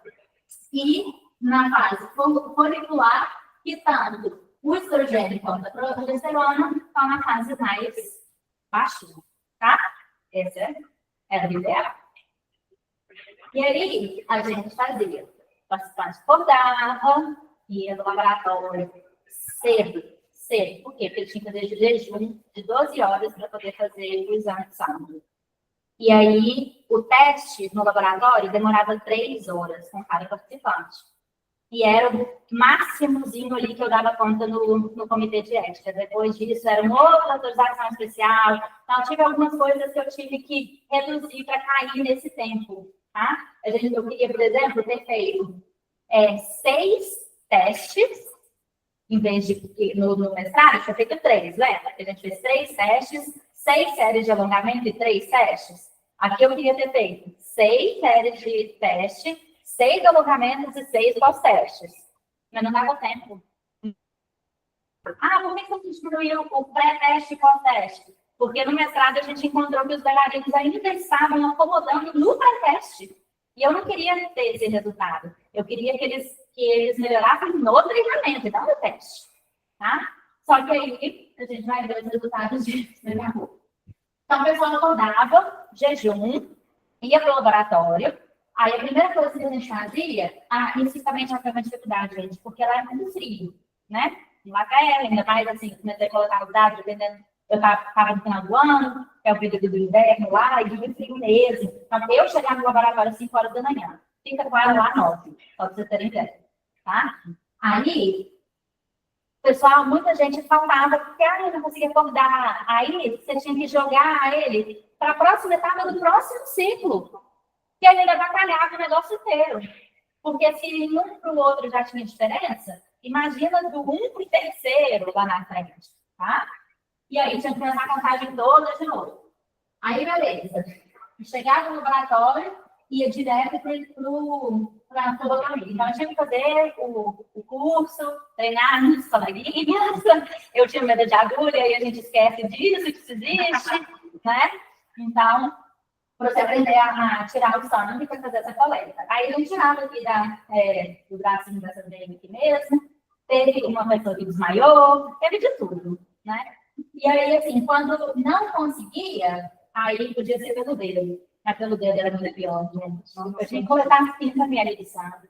Você tinha que furar o dedo da pessoa umas 15 vezes. E furar o dedo dói muito mais do que fazer a coleta da venosa da veia, porque ele fecha rapidinho, ainda mais que ela tá frio. Você fica assim, roda o braço, pelo amor de Deus, você aperta e nada sai. Tá? E aí eu tinha que falar com a pessoa, vai agasalhadinho, né? Porque se tiver frio, gente, o sangue vai sair dos seus caminhos. Entendeu? Aí, sabe? Não coletei sangue dos participantes que estavam tomando contraceptivo. Nesses participantes, a gente fez com saliva, que também é uma medida precisa, mas porque a gente queria só garantir quanto que é que eles estavam dentro da faixa hormonal. Então, aí a gente conseguia dar quanto menos gente tirando sangue, essas coisas, mais rápido, por ter dias caseiros e tudo mais. Então, alguns participantes, né, só se não tomavam anticoncepcional que a gente calculou direitinho com a nossa sangue. E aí, depois, e quando eles tomavam café, eu tinha que promover o café da manhã para eles, então era um dos motivos que eu acordava tão cedo, que eu tinha que fazer o café, tinha que ser igualzinho para todo mundo, mais ou menos as mesmas calorias. Então, enquanto a pessoa tomava café da manhã, eu fazia a separação do sangue, né, tinha que centrifugar, selecionar o serum, é serum, né? Serum, como é que é? Tirar o plasma, isso. Tirar o plasma, separar. Gente, é muito legal. Dá para ver direitinho quem comeu pizza no dia anterior e quem comeu salada. O sangue fica grosso e gorduroso, assim, tá? E quem tava lá com a dieta bonitinha, você tirava, saía, assim, tinha gente que coagulava de tanta gordura no sangue. É impressionante. Você vê a fermentação da diferença no nosso corpo. E aí, beleza. E aí, eu aproveitava um pouquinho desse sangue que já estava lá na seringa para poder fazer todos os testes de glicose, né? Para não ter furar dentro de novo da pessoa, eu pegava uma gotinha lá e já executava todos esses testes. Glicose, colesterol, triglicerídeos, saiu fazendo complexo. E aí, chegava no laboratório, né? Terminou o café da manhã lá, demorava meia hora mais ou menos, que era o tempo do café da manhã, e o tempo de eu fazer essa preparação e congelar as amostras. E aí, descer para o laboratório, a gente fazia primeiro os testes antropométricos, altura, peso, né, todas essas questões. E aí, eles deitavam na maca para poder fazer a aferição do ultrassom do semitendinoso. Então, não sei se vocês conseguem ver direitinho aí, mas aqui, ó, é o músculo semitendinoso aqui, um dos posteriores da coxa. E aí eu media a área de secção transversa desse músculo para poder ajudar no cálculo da rigidez, podendo corrigir a rigidez pela área de secção transversa. E aí aqui também eu media na transversal, né, em vez de na área de secção transversa, paralela, que é o músculo. Essa primeira faixa aqui, eu não sei se vocês conseguem ver direitinho, mas essa primeira faixazinha aqui, ó, é gordura, tá? Aí essa segunda faixa aqui é o músculo semitendinoso. E essa terceira, na verdade, isso tudo aqui são todos os músculos que estão envolvidos nos isquiotibiais aqui, até chegar no osso, que é o osso, tá? E aí a gente media fazer todas essas aferições para comparar a estrutura. Aí, então, a gente colocava os eletrodos para eletromiografia e também os marcadores para análise 3D, porque aí, além da flexibilidade, eu medi o desempenho do salto. E aí, super legal, porque eu nunca tinha trabalhado com eletrodos Bluetooth, né? A gente sempre tinha uns cabos no meio do caminho, e era super legal, gente. E esse era bom mesmo, assim, eu achava que ele ia ficar dando tal tempo todo. Não, ele funcionava belezinha, bonitinho, assim. Aí a gente colocava no reto femoral e nos isquiotibiais, para poder medir a ativação da neurônica, e colocava os marcadores, aqui, ó, para a gente ter essa figurinha aqui, que é exatamente para medir os ângulos do movimento. Então, você coloca um tanto de bolinha e umas câmeras 3D, elas, de infravermelho, elas medem, se você muda, ela cria esse avatarzinho, e aí você pode medir qual que é o ângulo que está aqui, qual que é o ângulo que está aqui, tá? Para eu saber direitinho. Chegou a 90 graus, na hora que saltou, tem que dizer que ângulo que chegou, para poder comparar. E os meus participantes ficaram em cima de uma plataforma de carga, de uma plataforma de força bilateral, né?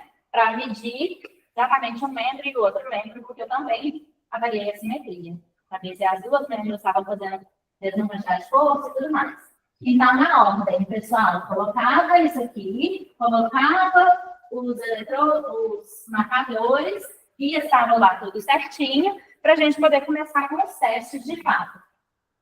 Aí, o primeiro teste era do salto, dos saltos verticais. Eu fiz o salto agachado e o salto com movimento. O salto agachado é um salto que você abaixa, fica aqui na posição por mais ou menos 3 segundos, e aí você vai saltar só para cima. Você não faz um pliezinho assim, tá? Daqui, você vai para cima.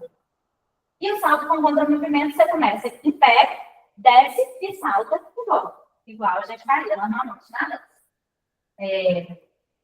E aí, o pessoal ficava, normalmente, o protocolo é com a mão na cintura, mas eu pedi para eles colocarem aqui, porque eles estavam arrancando o marcador da glicemia quando eles estavam realizando o salto. A gente passou o braço aqui. Olha que bonitinho. Eram 16 câmeras ao redor. Então, assim, todos os lados que a pessoa virava, a gente conseguia um ângulo legal. Pelo menos 2 câmeras tinham que pegar as bolinhas por vez, para a gente conseguir uma imagem 3D. Tá? E aí, assim, tinha que chegar no laboratório cedo também, para poder preparar o laboratório, calibrar todas as câmeras, nananã. E aí, eu estava falando com o Edgar, que a minha primeira orientadora falava que eu era arrogante. Por quê? Um dos motivos que a gente teve problema foi porque eu chegava no laboratório e tinha o Gary. E o Gary era o cara que preparava o laboratório. Então, normalmente, eles falam assim, Gary, eu quero usar o ultrassom, o Viacom, que é essa análise 3D, mais a plataforma de força, mais não sei o quê, mais a eletromiografia. Gary, prepara tudo. Você senta lá e coleta os seus dados. Aí eu virei amiga do Gary e falei, Gary, me ensina. Porque eu não quero voltar para o Brasil que não vai ter um Gary lá. Eu quero saber calibrar o equipamento, eu quero saber corrigir se der problema, eu quero fazer isso.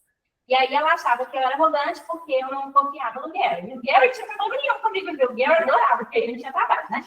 E aí, mas ela achava que eu era arrogante. E aí uma outra coisa que o Mauro ensinava para ele. Ela falava assim, ele ensinou e eu fiz isso lá, mas ela não gostou, Mauro. Que eu chegava assim, que tinha um problema. Aí, como o Mauro falava comigo aqui, chega para mim com 3 possíveis soluções do problema. Eu não tenho tempo, não. Tem 20 alunos, mais aula, mais dizer o quê. Então, se ele me propõe aí umas soluções, a gente discute essas soluções. Por quê? Não podia chegar com solução. Quem sou eu para chegar com possível solução? Entendeu? Então, assim, essas diferenças culturais, gente, é que ninguém te conta. Entendeu?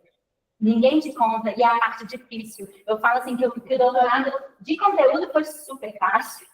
O difícil foi aprender a lidar com, tipo, porque lá ela porta abre, né? Falar inglês mesmo, sabe? Escrever inglês, tipo, ouvir que você não sabe de nada porque seu inglês é meio quebrado, sabe? Ter o preconceito de ser brasileira, de ser mulher, foi a parte mais difícil, assim, do doutorado. Foi o desafio. Eu brinco que a melhor parte do doutorado foi porque eu achei um gringo lá perdido no trem e peguei pra mim. Então, foi a melhor parte, assim, do doutorado. Aí eu fui jogando pão de queijo e foi vindo.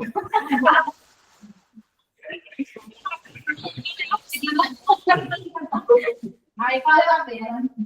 Mas essa parte, gente, é a parte, né, que ninguém te conta, né? Que, tipo assim, chega, tem dinheiro, tem possibilidades, não sei o quê. Mas não é esse o desafio. saber falar outra língua, é falar sozinho, é passar frio, entendeu? Então, quando você vai, você tem que ir com vontade de ir, entendeu? Com vontade, porque meia vontade você vai embora, tá? E é bom a gente falar disso, né? Porque ninguém falou. Ai, vamos para o meu Reino Unido? Não é bem assim. Tem dinheiro, mas tem as dificuldades também, né?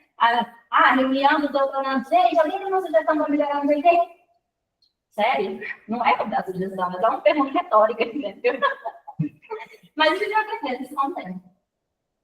Então, ok. Fez lá, testezinho, salto com agachado, comecei primeiro, fiz 3 saltos agachados, depois fiz 3 saltos com contra-movimento. Ah, você aqueceu? Você quer? Não, a gente não aqueceu, a gente já foi direto para os testes, não tinha tempo de aquecer, mas teoricamente, tipo assim, a pessoa. No café da manhã não podia ter café, tá? Só para lembrar disso, porque o café é uma bebida estimulante, inclusive. E no laboratório a gente controlava todas as temperaturas. Então a gente não aqueceu, mas o laboratório estava de certa forma quentinho e era a mesma temperatura para todo mundo. Então, foi isso aqui. Aí então a gente fazia os testes. E aí aqui tem um videozinho para vocês verem o que era que chegava no final, né? Vamos ver se ele vai rodar. Era isso que a gente via. Tá?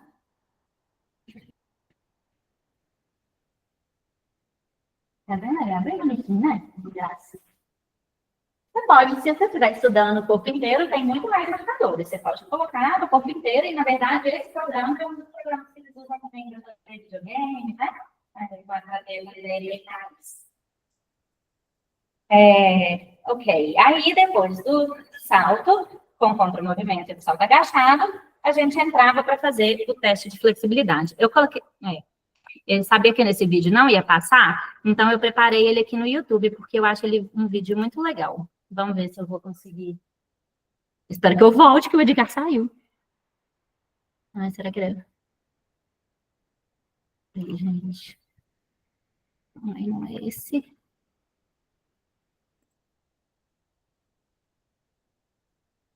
Não é esse. Ixi. Aqui, eu olhando para a tela, sem achar o negócio. Ok.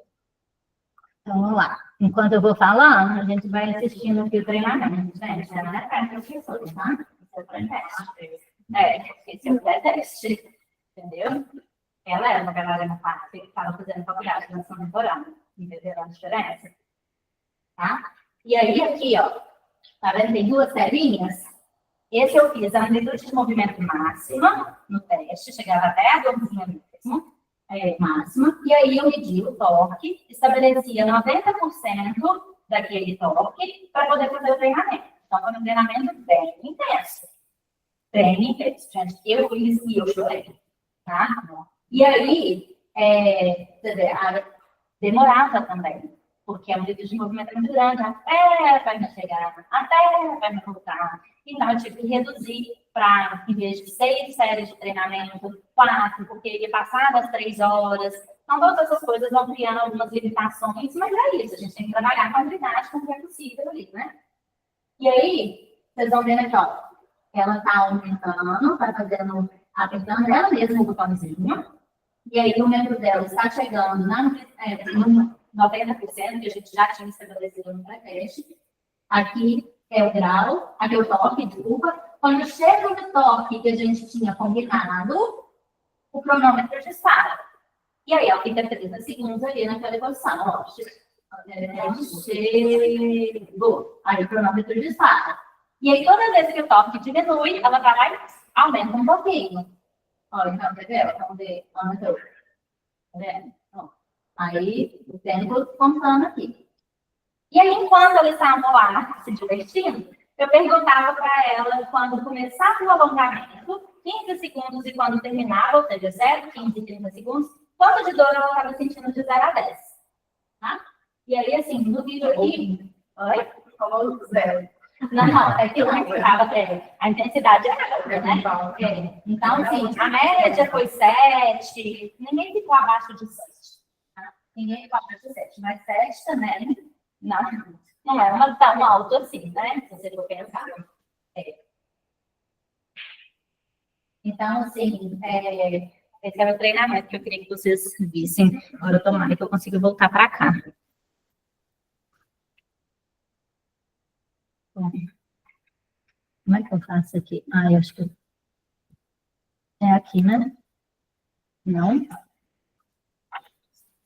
É aqui? Isso. Ok. Essa aí, isso.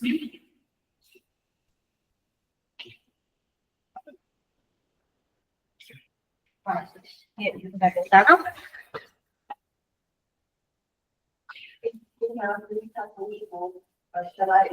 Não, mas legal, tá aqui apresentando ainda. É apresentando, não. É porque está transmitindo a tela. Tá, entendi. Entendi o que você disse.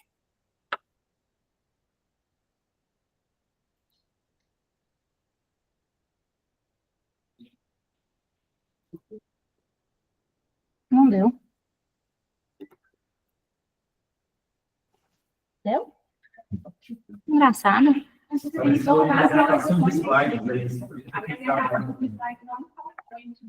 aí você está na tela de carteira de detectável. E a tela está apresentando na tela que está lembrando com a sua pesquisa. Eu acho que você tem que ir na apresentação do PowerPoint. Foi. É isso. Ok. Vamos. E aí, depois que eu fiz o teste de flexibilidade, na verdade, lembra do vídeo, tá? Eu fiz o teste de flexibilidade, aí, o que eu fiz? Eu vi qual membro era o membro mais flexível. E aí eu peguei esse membro que era mais flexível e treinei só ele, porque eu queria aumentar a diferença entre os membros, para saber se, aumentando essa diferença, eu teria diferença no desempenho do salto, tá? Então, medi pré-teste, pré-teste de flexibilidade, treinei o membro mais flexível, pós-teste de flexibilidade, pós-teste de salto, e aí, chego nesse momento aqui, que foi. A gente está trabalhando aqui também com a tolerância à dor. Será que o bailarino tem uma tolerância diferente? Então, aí eu começo a conseguir discutir um pouco lá da propriedade sensorial. Será que eles toleram mais, toleram menos? Então, vamos ver. E aí, esse teste aqui chama Ice Water Test. E esse teste, ele mede a tolerância à dor. Não é a dor do alongamento, mas a gente pode fazer alguns comparativos, né? E aí, o que você faz você coloca o seu bracinho numa... aqui tem um termômetro, não sei se dá para ver, mas você coloca o seu bracinho numa água com temperatura corporal, para poder ter um baseline, né? Para todo mundo começar no mesmo momento.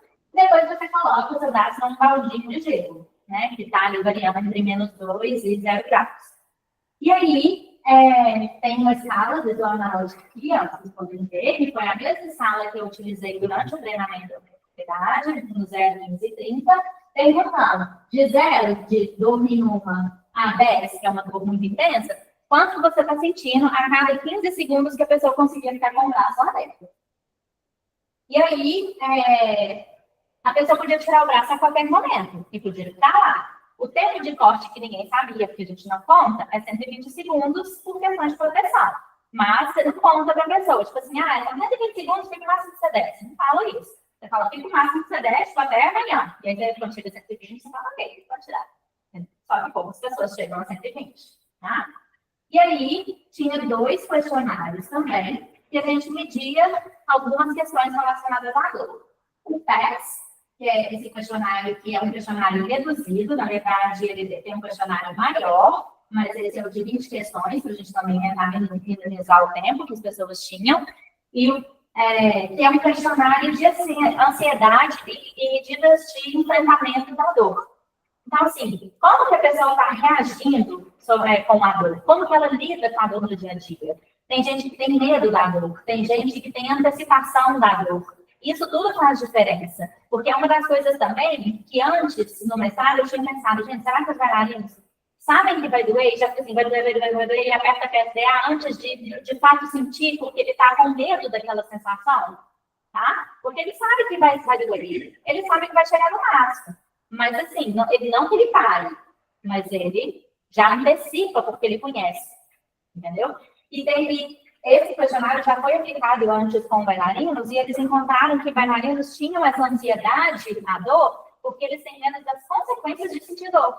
Sentir dor significa que você não vai conseguir fazer aula, que você não vai conseguir dançar direito, que você pode ser cortado de espetáculo, que você vai perder seu lugar. Então, aquele medo, aquela ansiedade gera todas as respostas, porque o corpo é um só, gente. O meu emocional afeta o meu psicológico, afeta o meu físico. Então, isso tudo precisa ser entendido para a gente tentar trabalhar o nosso corpo, né? O nosso bailarino por completo.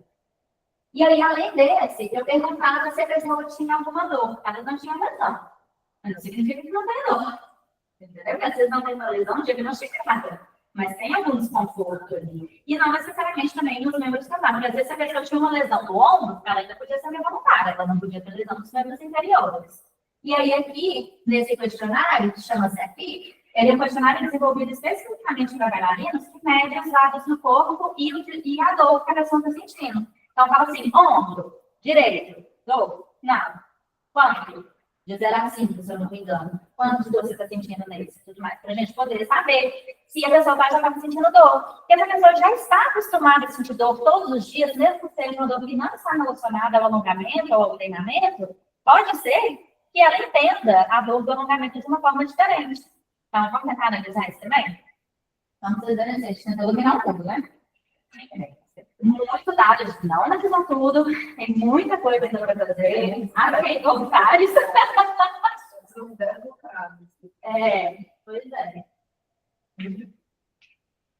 E aí, para preparar direitinho, esse é o protocolo todo, então, do treinamento. Então, assim, coleta de sangue. E, a gente teve também a bioimpedância, tá? Porque para poder coletar os dados antropológicos mais rapidamente, né? Em vez de ficar medindo todas as variáveis, a gente já deita aí, enquanto já vai preparando a ultrassom, já pega a bioimpedância para equipamento e tudo mais. Teste de sangue ou de saliva, dependendo do grupo, mas eu coloquei só o sangue só para registrar. Pré-teste dos saltos, agachado e com comprometimento, pré-teste da flexibilidade, treinamento da flexibilidade no membro mais flexível, pós-teste dos saltos, pós-teste da flexibilidade, para manter a mesma ordem que estava antes, e o combo nadador, que é o Ice Water Test, e os questionários. E aí, então, a gente repetia isso na fase ambulatória, folicular, luteal, essa distância que nós estávamos tomando contraceptivos, e fazia uma vez, em qualquer fase, porque, teoricamente, as hormonas são constantes, nos participantes que estavam tomando contraceptivo. E aí, aqui são as combinações do teste. Não vai dar para ler, mas qualquer coisa eu mostro para vocês depois. Eu não usei todos os testes, todos os participantes de todos os testes para responder todas as perguntas. Então, por exemplo, no capítulo 1, eu usei os bailarinos que não estavam tomando contracepção, que estavam tomando contracepção, tá?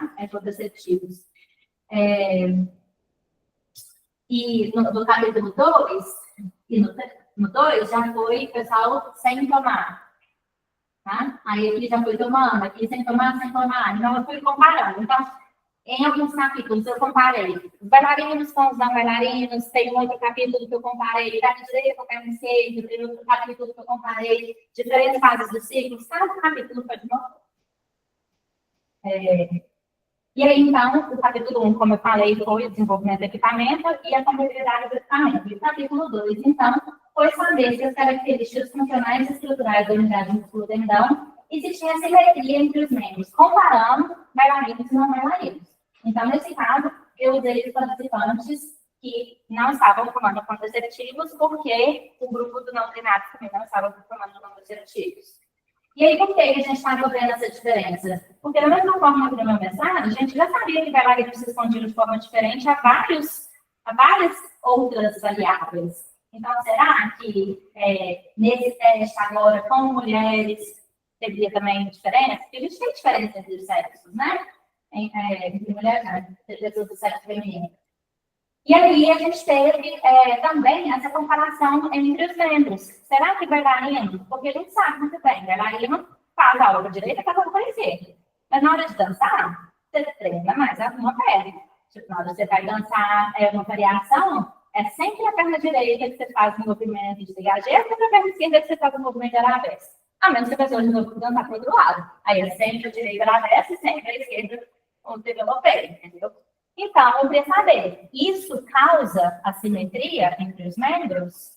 Tá? Porque a gente sabe que a assimetria é normal, mas a gente não sabe se essa assimetria pode ser acentuada pela prática da dança e se essa assimetria pode estar relacionada com lesões e tudo mais. Não olhei esse pedaço, não cheguei lá se as assimetrias vão ser relacionadas com lesões, mas é um passo anterior para a gente poder continuar os estudos depois.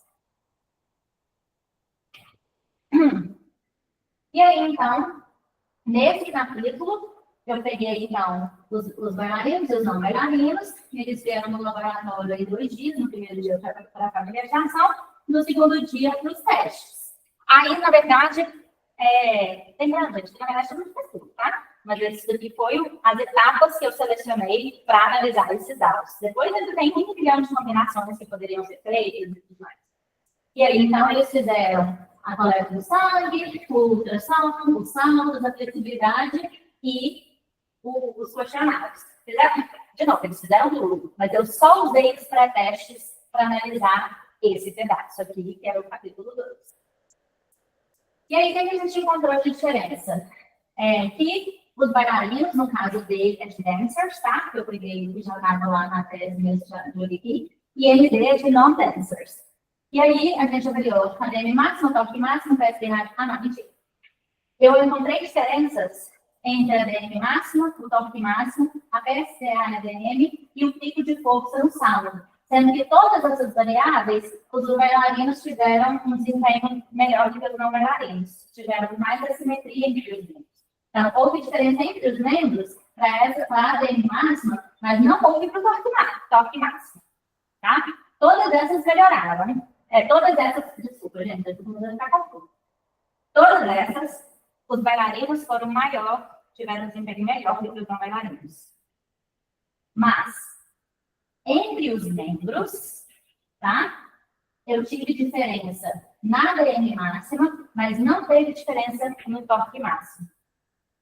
Ok? Entre os membros dos 2 grupos. Vou ter a mesma coisa para os 2 grupos. O toque máximo foi maior nos dançarinos, comparado com os não dançarinos, e não houve diferença na PSA toque. Tá? É difícil, né? Entender isso aqui. A gente chega lá. Então, o toque máximo é quando eu estou lá na maior amplitude de movimento, lembra? Esse toque máximo foi maior nos dançarinos. Mas aquele momento que eu aperto, a minha primeira sensação de alongamento, foi igual nos 2 grupos. E aí você vai pensando assim, se o bailarino tiver uma maior tolerância e chega no maior toque máximo, será que esse toque dele também teria que ter sido um pouco mais alto? Mas não, foi igual entre os grupos. E aí, apesar da maior tolerância ao alongamento, não houve diferença nos mecanismos de enfrentamento da dor. Então, as mesmas respostas dos questionários não teve diferença significativa. Então, teoricamente, os bailarinos e os não bailarinos responderam praticamente similar às respostas de enfrentamento e aos resultados do teste de tolerância mesmo da Score Test. E aí, gente, esses são resultados resumidos, tá? Porque tem 5 minutos e ainda estamos no capítulo 3. Então, eu vou pegar uma acelerada aqui, até a gente dar tempo de fazer umas perguntinhas, tá?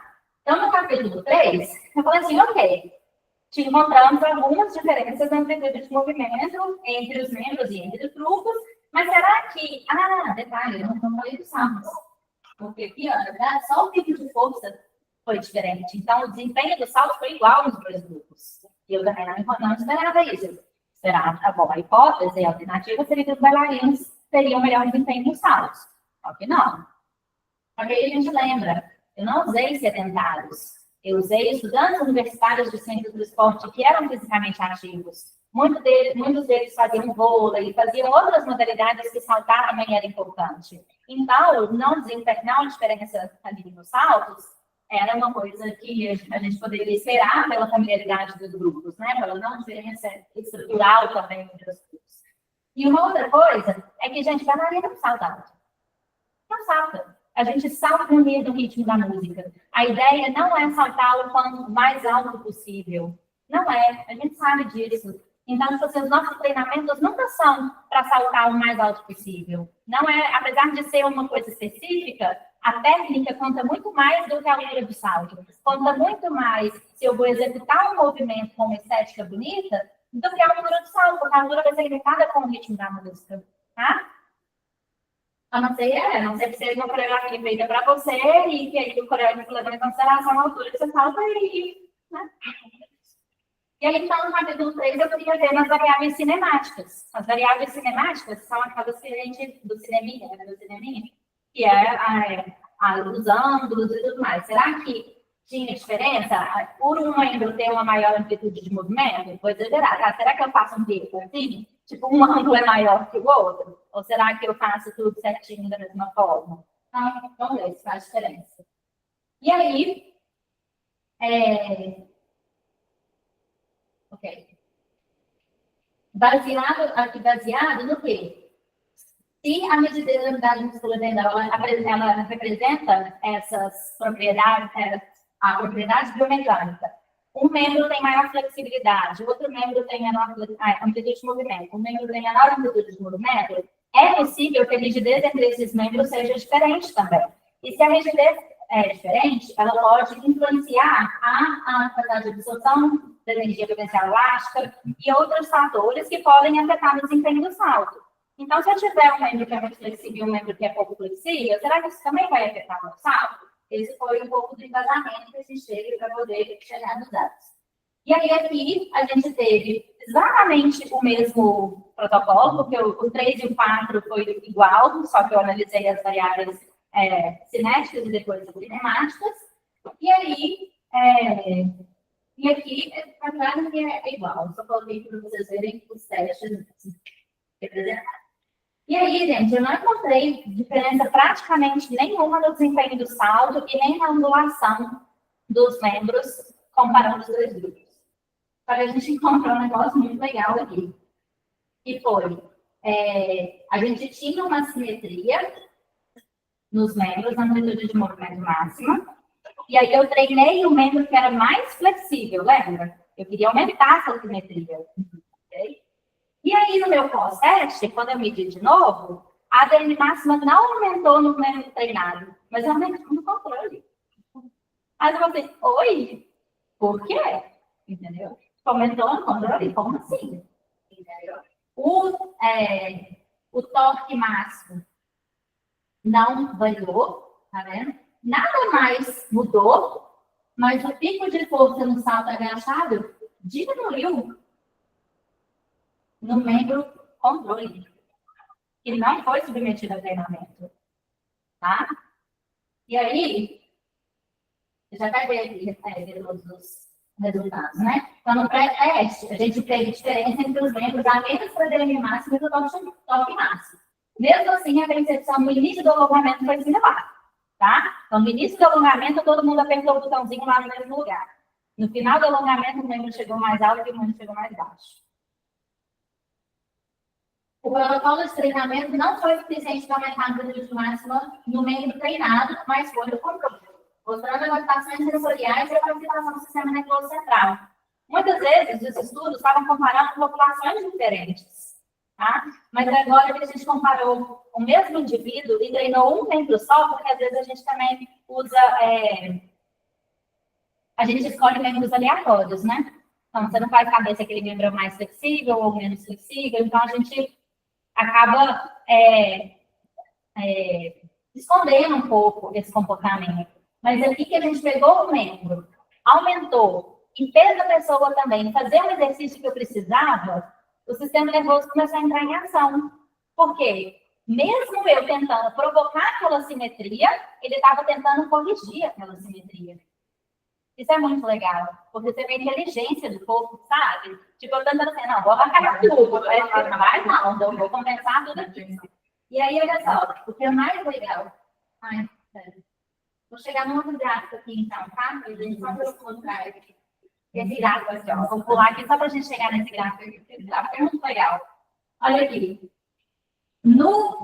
Eu só tive diferença no salto com contra-movimento na fase inicial aqui. Então, quando a pessoa agachou para começar o movimento, tá? Mas, na verdade, ela não agachou, né? No salto com contra-movimento, ela desce, salta, desce e volta. Só que na hora que eu vou analisar, eu pego o movimento que ela tá lá, baixinho, como se ela tivesse parado, e pego aquele movimento. Então, nesse momento, do salto com contra-movimento, eu peguei aqui, ó, pontinhos claros é o controle no pré-teste. Pontinho escuro é o controle no pós-teste. O amarelo claro é o treinamento no pré-teste e o amarelo escuro o treinamento no pós-teste. Então, aqui a gente vê, então, o controle, o ângulo aumentou do pré para o pós. E no treinamento, o ângulo diminuiu do pré para o pós. Então, você vê a tentativa do sistema nervoso central de ficar controlando isso aquilo ali. O que é muito legal, isso não aconteceu no salto agachado. No salto agachado, isso aconteceu, mas com menor intensidade. Não chegou a ser estatisticamente significante. Você vê uma tendência para esse comportamento ocorrer, mas ele não vê exatamente acontecendo. Só que quando você tem movimento, você tem muito mais ações proprioceptivas tentando auxiliar ali o movimento. Tipo, eu vou ficar para cá, para lá, vai cair. O que é isso? E isso foi uma influência muito legal, tentando corrigir essa simetria. E a outra coisa importante desse capítulo, gente, foi que o 4 séries, né? Com assim, super intensidade do treinamento, 90% do toque máximo, não foi suficiente para a gente aumentar a amplitude de desenvolvimento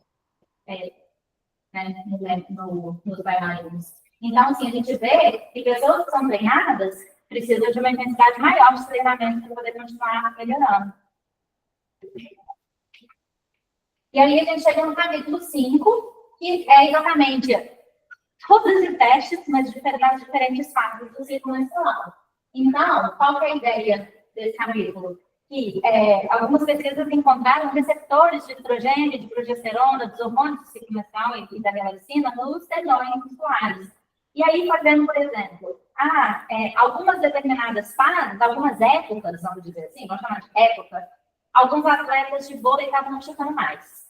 E aí eles foram ver assim, no pico do estrogênio. Será que faz diferença? Tipo assim, quando a pessoa está lá ovulando, será que tem diferença? E aí começou então essa análise. Só que é muito difícil comparar os resultados dos estudos. Cada estudo pega uma fase diferente. 1 dia, 2 dias. A fase folicular, por exemplo, é uma fase gigante. Você tem que estabelecer se você pegou a fase folicular no começo, no meio e no fim, sabe? A gente tem a variação do ciclo menstrual nas mulheres, dentro da mesma mulher. Então, é muito difícil comparar os resultados dos estudos. E aí, tem uma coisa muito importante, assim, nesses resultados, que é legal a gente falar, é que, assim, eu não encontrei diferença entre os hormônios nas diferentes fases. Não encontrei. Mas a gente encontrou correlação. Então, a gente viu, assim, que o estrogênio tem uma ação mais de aumentar a convascência na unidade muscular, enquanto a progesterona tem uma ação de aumentar a rigidez da unidade muscular. Isso é legal também para a gente saber, isso é legal para a gente saber porque a gente pode potencializar o treino, ou às vezes também diminuir um pouco a probabilidade de lesão, dependendo do que você vai realizar com aquele bailarino naquele dia. Uma outra coisa é, às vezes, tomar o anticoncepcional certo, dependendo da estrutura muscular que a pessoa tenha. Essa pessoa é muito hiperflexível, não preciso disso, não dá conta de controlar. Todo mundo aqui já tem bailarina assim, né? Assim, super baixinho, tipo, a pessoa põe o pé na cabeça, mas depois tem pé, né? Ela não pode ser assim. Aí fala, vai, põe lá a progesterona, vamos ver se aumenta a rigidez dela, para ver se ela fica em pé. Então, assim, mas uma coisa muito legal também é que a gente viu essa tendência, essa variação, a gente não encontrou porque são só 3 pontos. Mas é preciso questionar isso e discutir isso nos estudos. Porque até um dos meus orientadores, o Christopher Morse, ele queria que eu simplesmente escrevesse um artigo. Não teve diferença. Acabou. Aí eu falei assim, eu não vou falar isso. Não vou falar isso, porque eu sinto no meu corpo que tem diferença, eu sinto no meu corpo quando treina. Então, eu vou falar que eu não achei diferença, mas eu não vou falar que não tem. Porque eu acho que tem, eu só não encontrei. Entendeu? Então, outros estudos vão ter que continuar pesquisando isso, até a gente realmente encontrar uma forma de conseguir resultados mais fidedignos, porque eu acho que a gente não está fazendo certo para poder, de fato, analisar a influência dos hormônios do ciclo menstrual. Gente, e ela acontece. E ela não acontece só no desempenho da flexibilidade, mas ela acontece na dor que você está sentindo, como você vai enfrentar aquela dor, sabe? No cansaço. A gente não encontrou essas variações no ciclo, mas igual eu falei, a gente tinha que medir todos os dias, para você ver realmente se tem variação do inchaço e tudo mais. Porque a gente vê, vocês não falam que o corpo não incha. Né? Tipo, então, você vai falar assim, eu não aumento meu peso corporal durante o ciclo menstrual. Eu não encontrei isso, não encontrei variação no peso corporal, não encontrei variação na área de secção transversa, na quantidade de gordura do músculo, não encontrei nada disso. Entendeu? Mas, igual eu falei, eu não encontrei. Talvez seja lá, porque a gente sente, né? E aí, esse resultado muito importante, que é exatamente do estrogênio ter uma capacidade mais de relaxar a musculatura, vamos dizer, assim, de aumentar a complacência, e da progesterona de diminuir essa complacência. E a melaxina, que é um hormônio muito legal também, que está mais relacionada com a gravidez, ela, na verdade, atua muito, e ela aumenta também a complacência. E eu encontrei diferença entre as fases nela, no estrogênio e na progesterona, não, são teoricamente os que variam mais, mas eu encontrei na melaxina, que é um hormônio que a gente normalmente desconsidera no estudo dos hormônios do ciclo menstrual, e que teve um comportamento muito importante, uma influência muito importante aqui. E aí chegou agora no pós-doc, que é essa ideia do desenvolvimento desse questionário para a gente poder avaliar se os professores de dança, se os bailarinos, eles têm, não só professores de dança e bailarinos, na verdade, a gente está criando um formulário que vai ser usado no geral, com estudantes de educação física, com fisioterapia, até para a gente avaliar, será que o currículo das universidades está correto? Será que a gente precisa trabalhar um pouquinho mais com isso? Entendeu? Então, é meio que isso, assim. E aí, bom, eu já expliquei esse pedaço no começo, né? Tipo, as razões, né? Da possibilidade muito importante para a gente precisa entender que a gente sabe atuar com isso, porque você chega dentro de sala de aula, todo professor de dança vai achar que sabe fazer treinamento de flexibilidade. E não só talvez não saiba, quanto talvez não saiba a diferença que um bailarino precisa. Qual que é o protocolo pro bailarino? Porque às vezes ele treina na academia para, sabe? E aí deve emitir aquele protocolo que o professor de educação física passou para ele, ele não dança mais, ele não está ativa, e aí ele passa aquele protocolo. Ou quem aqui nunca ficou 10 minutos sentado com a bunda na parede, de perna aberta em segunda posição, sofrendo lá? Tipo assim, pra quê, né? Será? Funciona? Entendeu? Então, é isso. Aí ficou encontrando essa forma. Olha aqui, do mestrado, aqui, e do doutorado. Entendeu? Equipamento de ouvido é diretamente proporcional com o doutorado. Só terminar uma fase. Eu acho essas fotos muito engraçadas, né, gente? Eu estava procurando as fotos para mandar a relação, falei, vou poder colocar. E eu queria só concluir dizendo que, assim, às vezes a gente acha também que entrar na área acadêmica significa, tipo, mergulhar lá e ficar lá para sempre, sabe? E, na verdade, não. É possível fazer outras coisas, né? Tipo assim, hoje eu não sou 100% da área acadêmica, eu não sou 100% da dança, eu cuido de galinha, e aí a gente vai misturando as coisas. E se a gente puder contribuir um pouquinho com a geração de conhecimento para a ciência, para a dança, para essa área da ciência da dança, isso vai fazer muita diferença para os bailarinos do futuro, sabe? Vai fazer muita diferença para a gente poder dançar com menos lesão, dançar com mais prazer, né? Com menos burnout, com menos, né, tipo, crise de, nunca mais quero ver a dança na vida. Porque a gente sabe que chega num momento que vários bailarinos tomam ódio. E aí tomam ódio por quê? Porque treina de uma maneira errada. Porque não respeita o corpo. Porque lesiona e dança com dor. E isso não faz sentido pra gente, né? Acho que está na hora da gente mudar isso. E aí é isso. Aí, alguém vai dar pergunta?